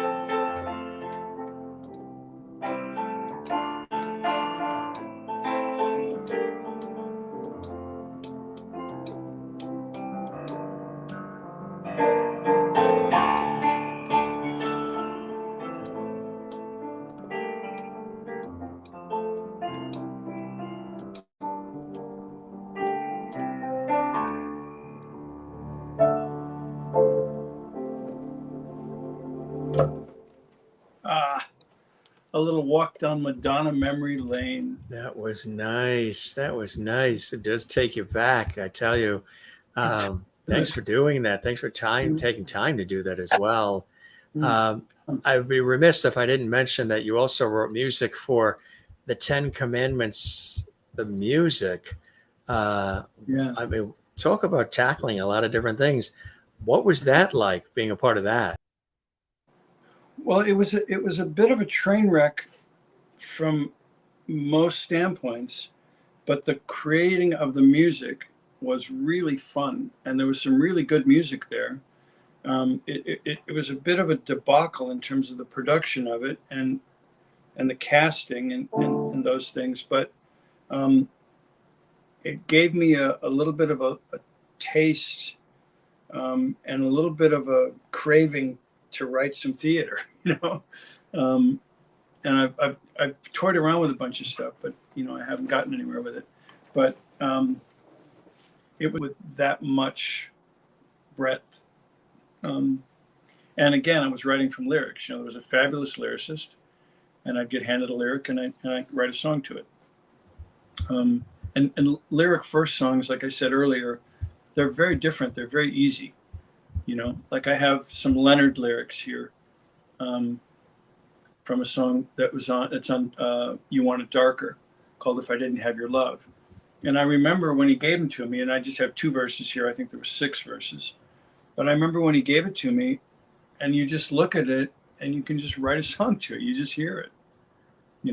If it's good, like you can write music to anything. You can write music to lyrics that aren't anywhere near this, but you can't write music that's as good as what you can write to this. And I know that sounds a little bit prejudiced and probably not a terribly popular thing to say in this current environment, but great is great, and when they're great lyrics that someone hands you, you can come up with stuff that,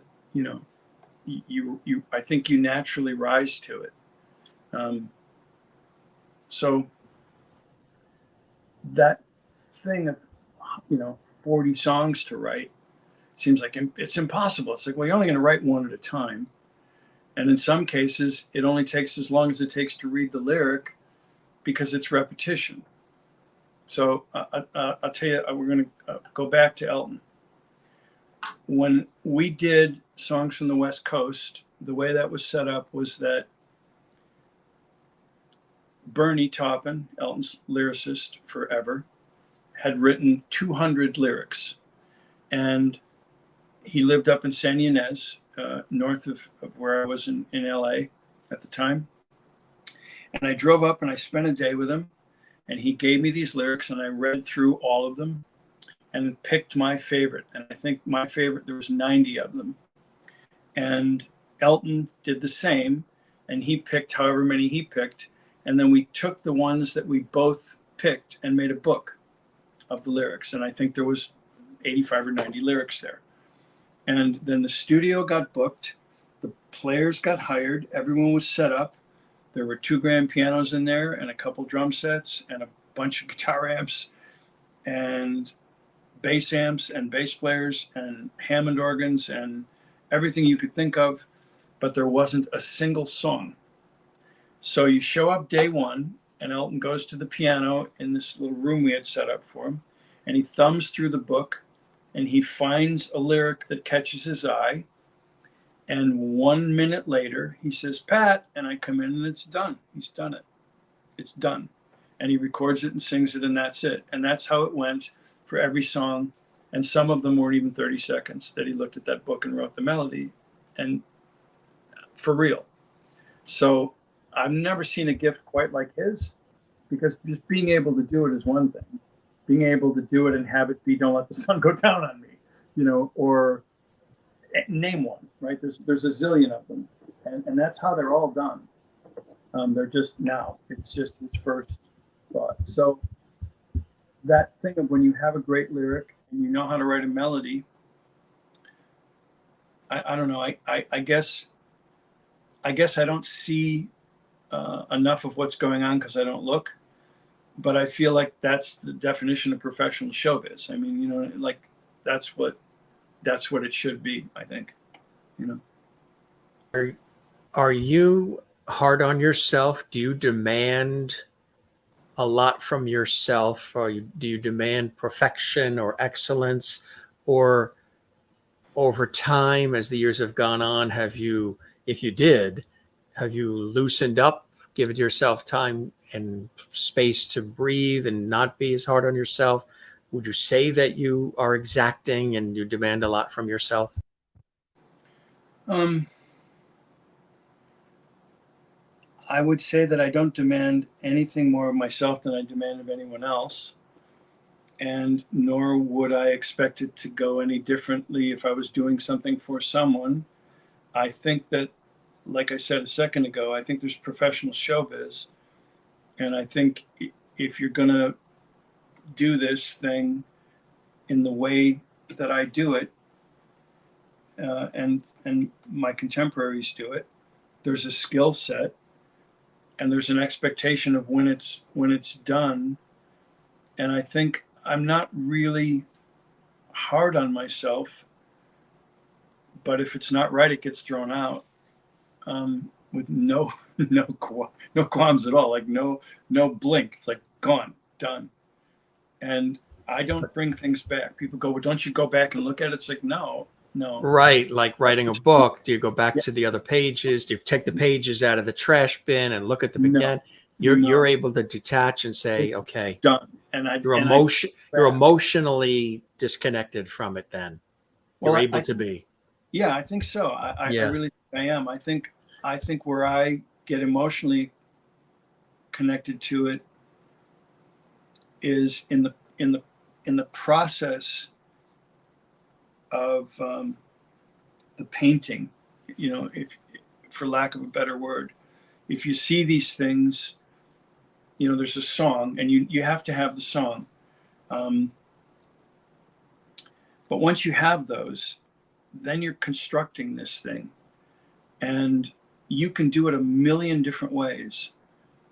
But once you've found the one that resonates, you have to keep everything in that. And so the discipline is about that. So ultimately, the weird thing about it is you might do it 10 times, but you're not being hard on you. It's this thing that you've made that isn't right yet. And that's it. It's not right yet. And how do you know when it is? when you don't feel like working on it anymore, when you don't feel compelled to do anything with it. And I mean, people say this stuff and they say, you're never going to finish. It's like, no, I'll finish. I'll be finished. I'll finish. It's like, when? So when it's done. When You'll it's done. know. You'll know. You'll know. And you just know. go, and also it's a little bit weird, but there's this sort of internal laundry list that goes on. Whereas you're creating it, you go, okay, don't like the bass part yet. Need a new drum track, those things. So then when you know that it's not right, unless you're really not paying attention, you should be able to get it right the next time. And if after a couple times it's not right, then you got to look at the content, you know? And so the process, I think, I've learned the process so much over the years that it's not hard at all. I'm not hard on anything. I'm not hard on me. I'm not hard on any of it. It's like, if this isn't right, then it's this. And if that's not right either, then maybe there's something wrong with the song. In which case,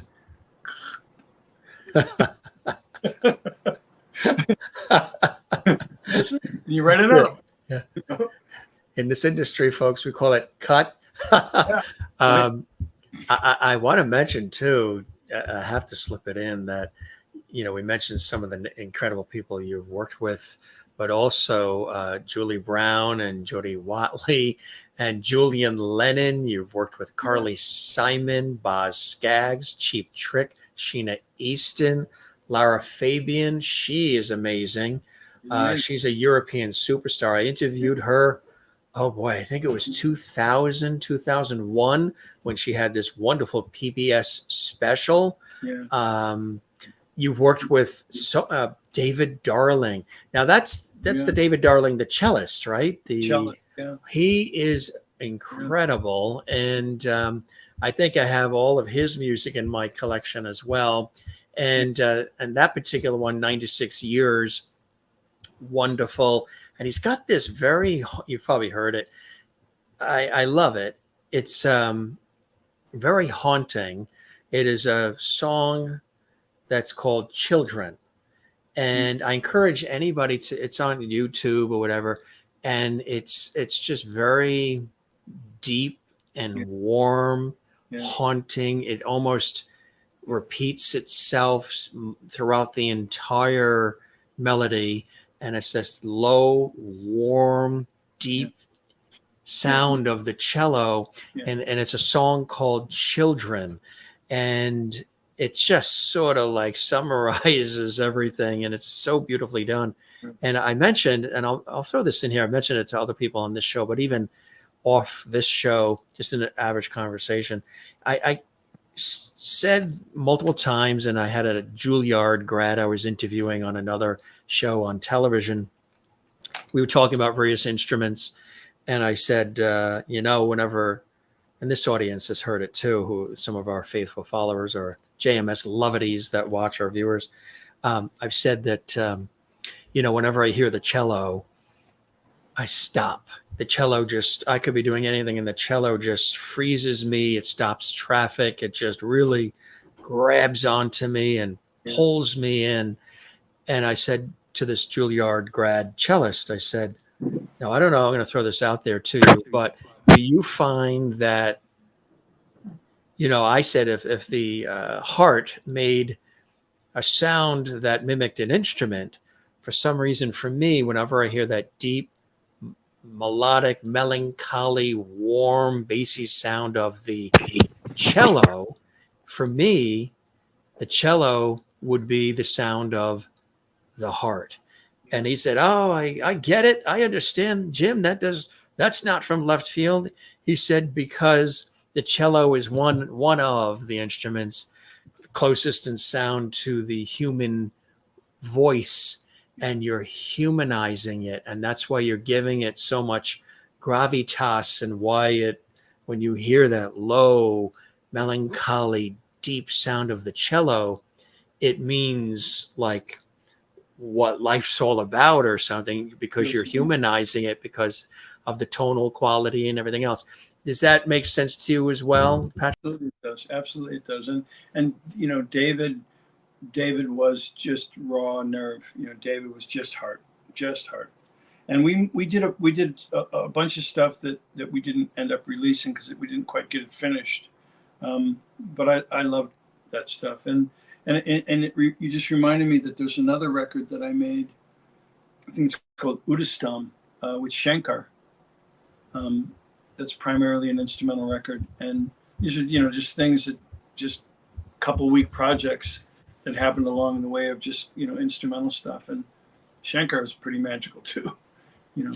Absolutely. You worked with Robbie Robertson and collaborations. I've got The Cure, Stephanie Mills. I mean, just Back to Avalon, Kenny Loggins. I mean,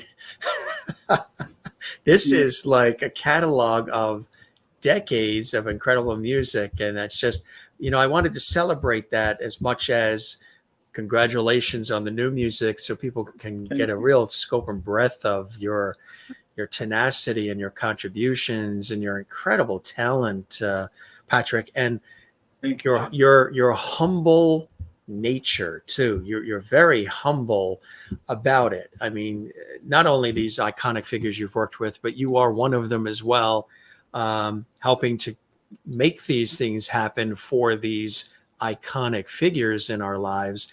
And you're very humble and reserved about it, which I think is quite refreshing. But you know, let the rest of us ring the bell for you. It's really, really cool stuff when you look at the body of work and the body of work that continues and new music. You said you felt right. It's time to get some new music out. So, you know, here it is, which is really exciting. And I encourage folks, you know, to get it. It's going to be the streaming platforms too, right? Amazon as well as iTunes, Spotify, all the rest. It will be. This is his website too. Check out the website. Yeah, I encourage any vinyl owners to check it out, because it's a vinyl.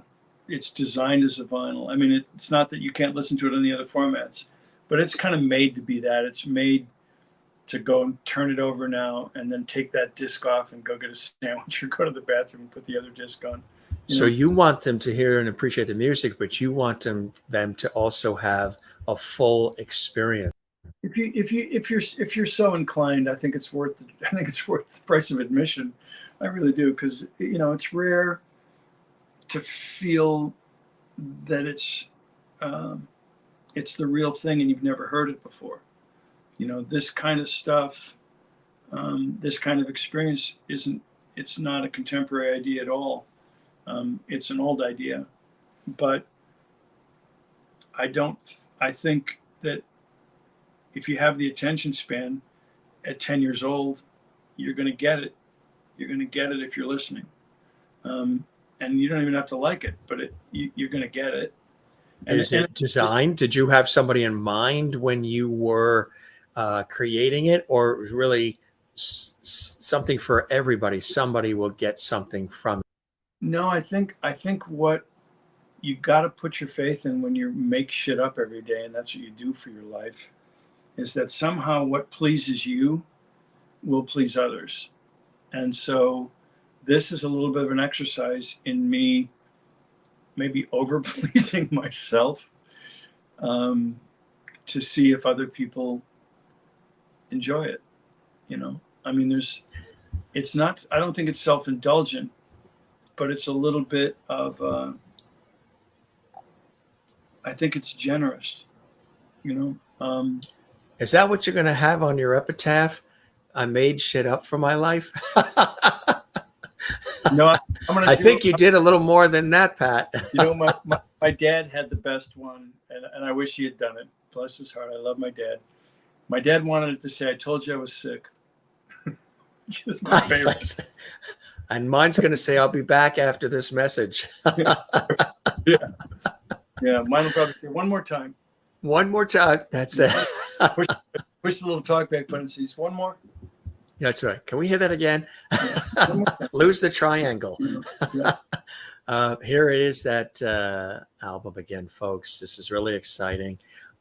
Keep abreast of everything, releases, and all the rest. Go to his website. And again, look for this on Spotify and Apple iTunes, and it's going to be on Amazon. And I think 26th. yeah, that's the vinyl, the double vinyl release. And it's really, really exciting. And I know people are going to absolutely love it. And they're people have been coming. They're just blown away by your body of work. And they're like, oh my God, he did that. He was, he, you know, it's I've never really, been a very good horn tutor. I don't toot my own horn very well. that's So, right. you know, Cause you're so busy doing it. You're Yeah, I doing what you do. Right. Yeah. I'm stuck in this room all the time, you know.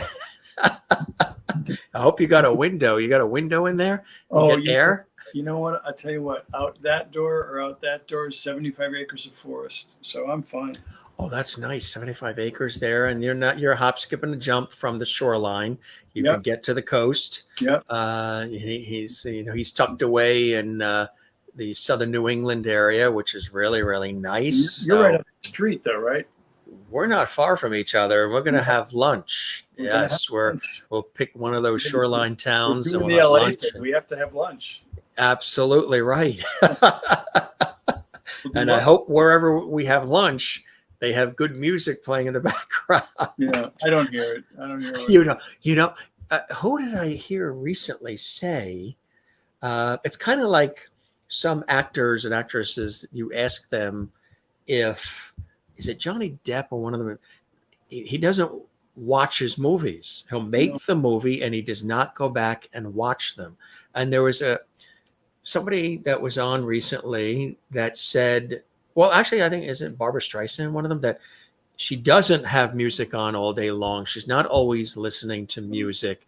No. And there's a couple of people who make music, but they don't I don't listen to it all day long. It's not like I being the listen to kid that music. works at the pizza place and you think he gets free Yeah. pizza all day long. He wants to get away from the pizza. I don't listen to music at all.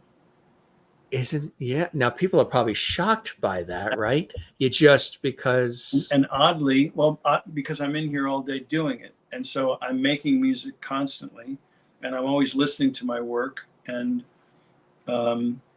when I'm really obsessed with it, I'm wearing earbuds and I leave them in when I go to bed, and I wake up at 2 a.m. and I check it again and get up at 1 and start writing lyrics and mad shit when I'm in a workflow. But to put music on and listen to it, I'll put a vinyl on, every once in a while. Not often, but I don't listen to music. There's no music in the car. There's no radios playing. There's no, Melissa Manchester has been on a couple of times, and I asked her, how do you get how are you inspired to write the songs and all of it?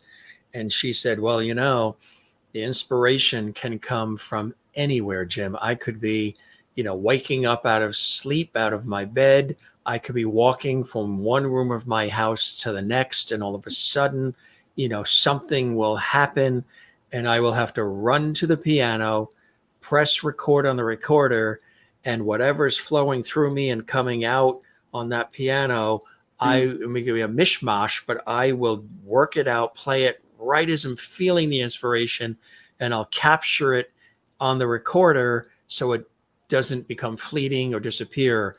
Do you do that too? Do you have times where, a lot of people say now that they have they will record stuff or say stuff on their phones just to get it fresh. How about you? Well, I think the one that happens for me, especially on this last record and the consequent songs I've written since then, which is numerous, is because I prefer to write from a lyric.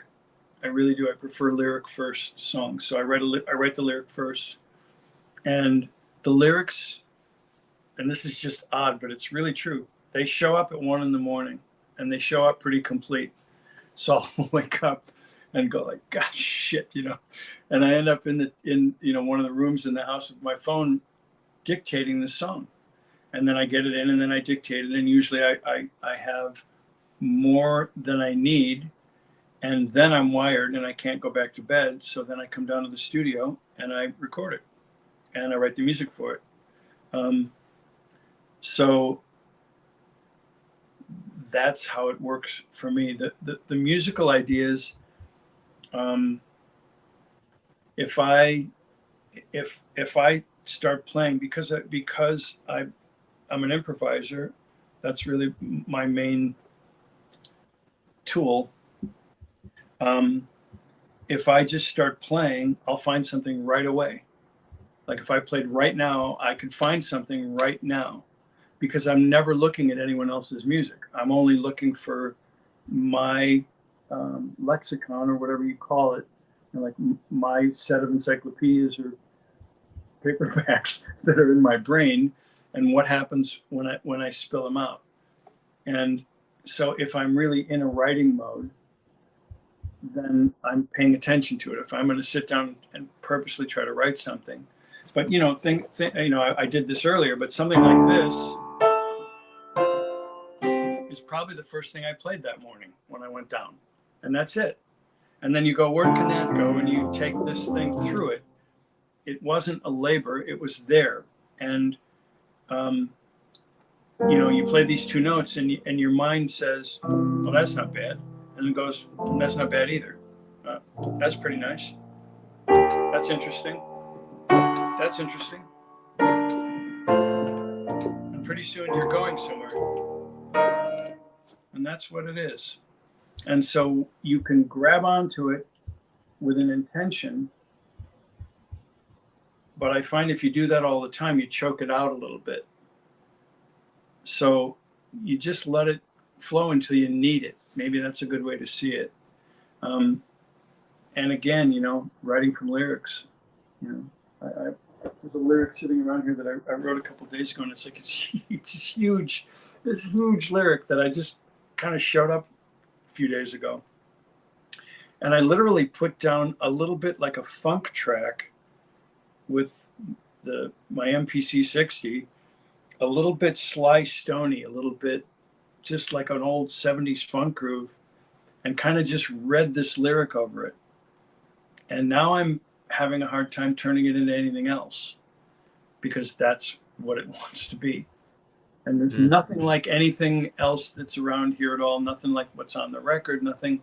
Just kind of thought, what about this? What about that 70s funk stuff that I loved? That Me too. Sly and James. God, some of the stuff was so funky, right? And they're just they're not doing any chord changes. Occasionally they do a little break, but for the most part, it's just a groove. So I put down a groove and I put this ridiculously long lyric over it. And now I'm trying to figure out what to do with it. And I think maybe it's already done. Maybe it's already done. Maybe that's How it. do you, I don't know if I've asked this of anybody, but it just came to mind. With only a certain amount of chords, that really are available, how do you make music continually where it doesn't sound like something else or somebody else's? Or are there always elements of other music that's already been done that will always be in music that's created after? I think, and what you just said was really eloquently asked. I like the way you asked it. And it reminded me of a story that was in some magazine that I read a long time ago about some kid that was born with this insane musical gift, and they put him in a house and they put a giant organ in there and they let him create, and he was never allowed to hear anything else so that his creation remained pure.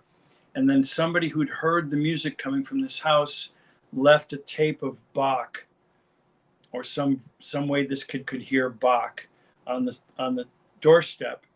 And he heard Bach, and then the people that were housing him recognized Bach in his playing, that he had heard something else, and the whole thing crumbled. The whole world crumbled.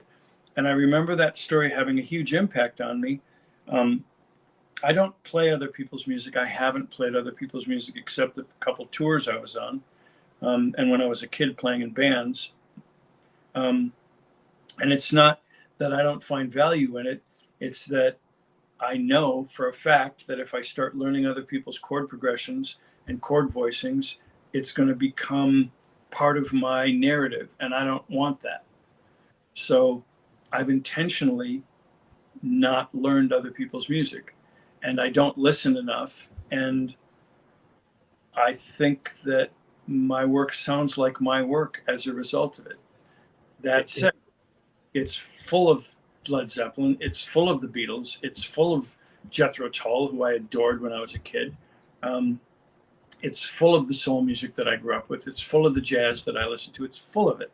It's all in there. It's all part of the quest. So it's this strange potpourri that isn't about someone else's structure. It's about a palette that I use for my own evil biddings, I think is a good way to put it. It's kind of like being, sequestered on a jury, and then you're away in a room and you can't learn anything about the case or anything as far as some of the commentary on the street or read up on it or anything. You just have to be on the jury and make the decisions based on what is presented to you at that time. Exactly. Exactly.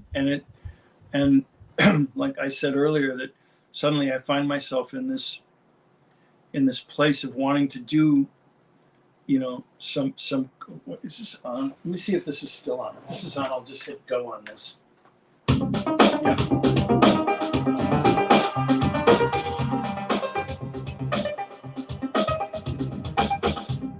So I did that a couple hours ago. That was cool. You just go over, press play, and that happened. Yeah. Well, what it is it's this sequencer driving this giant modular over here, and it's just some crummy little drums that I did, and it's the same. It's the Ray of Light Juno here with the Ray of Light sound still in it, playing the bass part. But anyhow, I did that, and then because I was just busying myself. And then I walk around and I start singing things to it, and I start looking to see if I find something. And if I don't find something, I won't even bother putting it down. I won't even bother recording it. It's meaningless. But if I find some melodic twist or some lyrical twist that gives it life, then I'll work on it. But otherwise, this is a 10-minute exercise. That's all it is. When you're really in the thick of it, does the family slide the food under the door because you're going to be in there for a couple of days? Building. No. No. It's pretty casual. You'd be surprised, Which is great. You got to have the balance of life. Absolutely. Yeah. This was an epic conversation, Pat, truly. And again, thanks for all of the decades of music in so many ways, shapes, and forms, and more to come. And the congratulations on the album as well. And I'm sure, like you said, working on more even post this one. And you're loving the ride. You're in a sweet spot. You're loving the ride, aren't you? Yeah, I am. This is a good time, and I think the record business is changed so dramatically, and I don't really see a place in it for myself, where I feel like I'd be comfortable or happy or contributing anything positive. So I'm liberated in a way, if that makes any sense. I'm able to just do what I feel like doing. Which is a great place to be. And I still want it to be good, Right. I think I'd like it to be better than what I've done before, and I think it's important to be driven like that. And driven's the wrong word, but I think you should, if you're going to mature at something, you should do less and get more out of it. Right. Exactly right. Really good to me. That's a really good definition of what it means to mature in something. Right. You have to do all the fancy. You just have to know where the heart. Oh, I have a funny little thing that I do when I'm teaching songwriting classes, and I'll do this for you. I ask the class, "What's this?" So what is that, Jim? Is that anything? What is that? Yeah, what is that? It's absolutely nothing. It's 4 of the same note, which is E. We're going to change it by 1 note.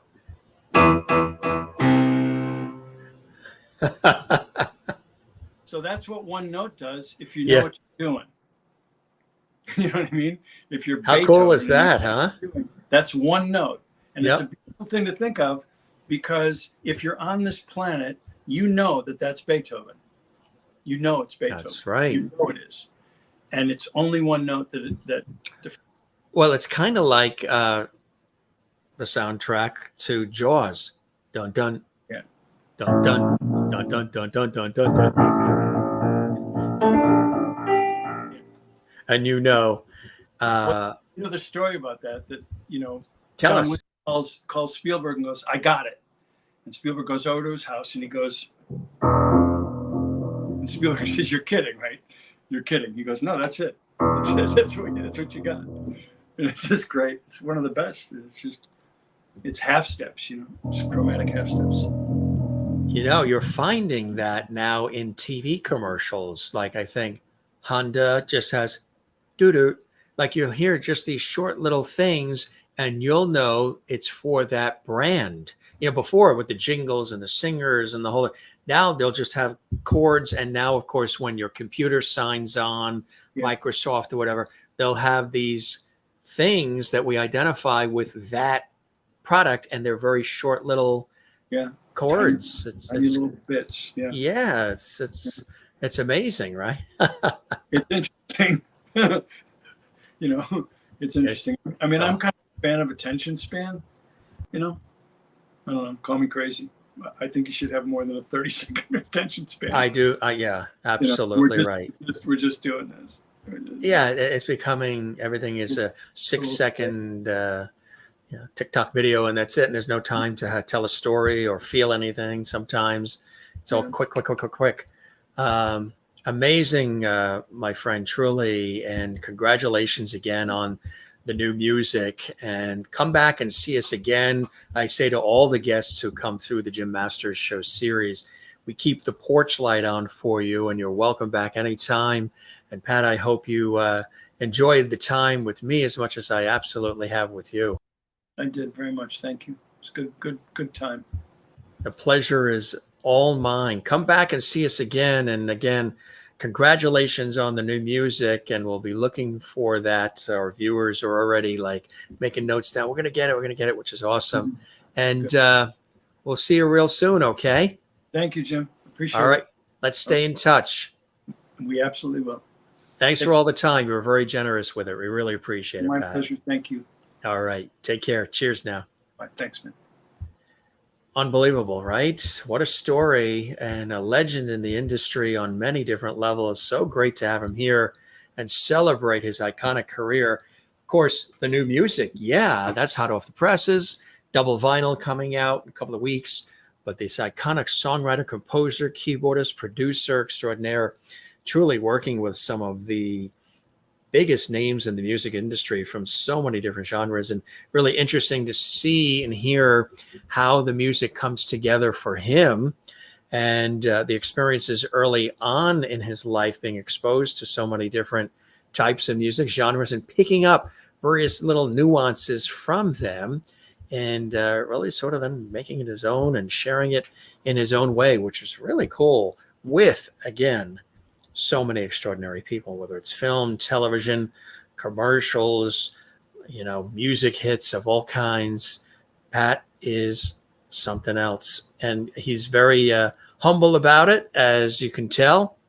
He's just in that room making the music for all of us. And we're so excited again. Let's show you that album that you're going to want to look for and add to your collection. It's a winner, folks, and I got a chance to, get the scoop beforehand, which always happens with this show. It's called It All Comes Down to Mood. You're going to absolutely love this. And I just want to let you know, we mentioned a quote from Elton John. There's another quote that Leonard Cohen himself said about Pat. Pat Leonard is such a magnificent composer. I don't think there's anybody working today with those kinds of skills.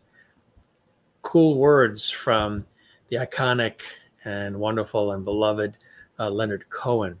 Great conversation. Now you're going to go back and listen to all those hits, right? And like, oh yeah, that was Pat Leonard that did that.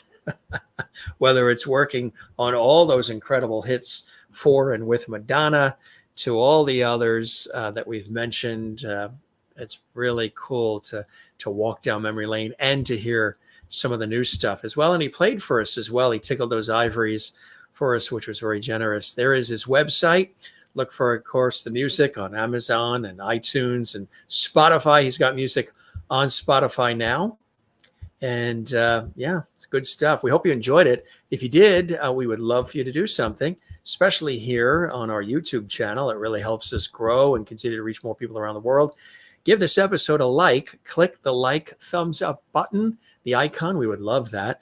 Subscribe to the YouTube channel, Jim Masters TV. Watch the hundreds and hundreds of episodes. Binge watch. Come see us again. Do leave a comment on the channel. Interact with us. What are some of your favorite songs that we talked about?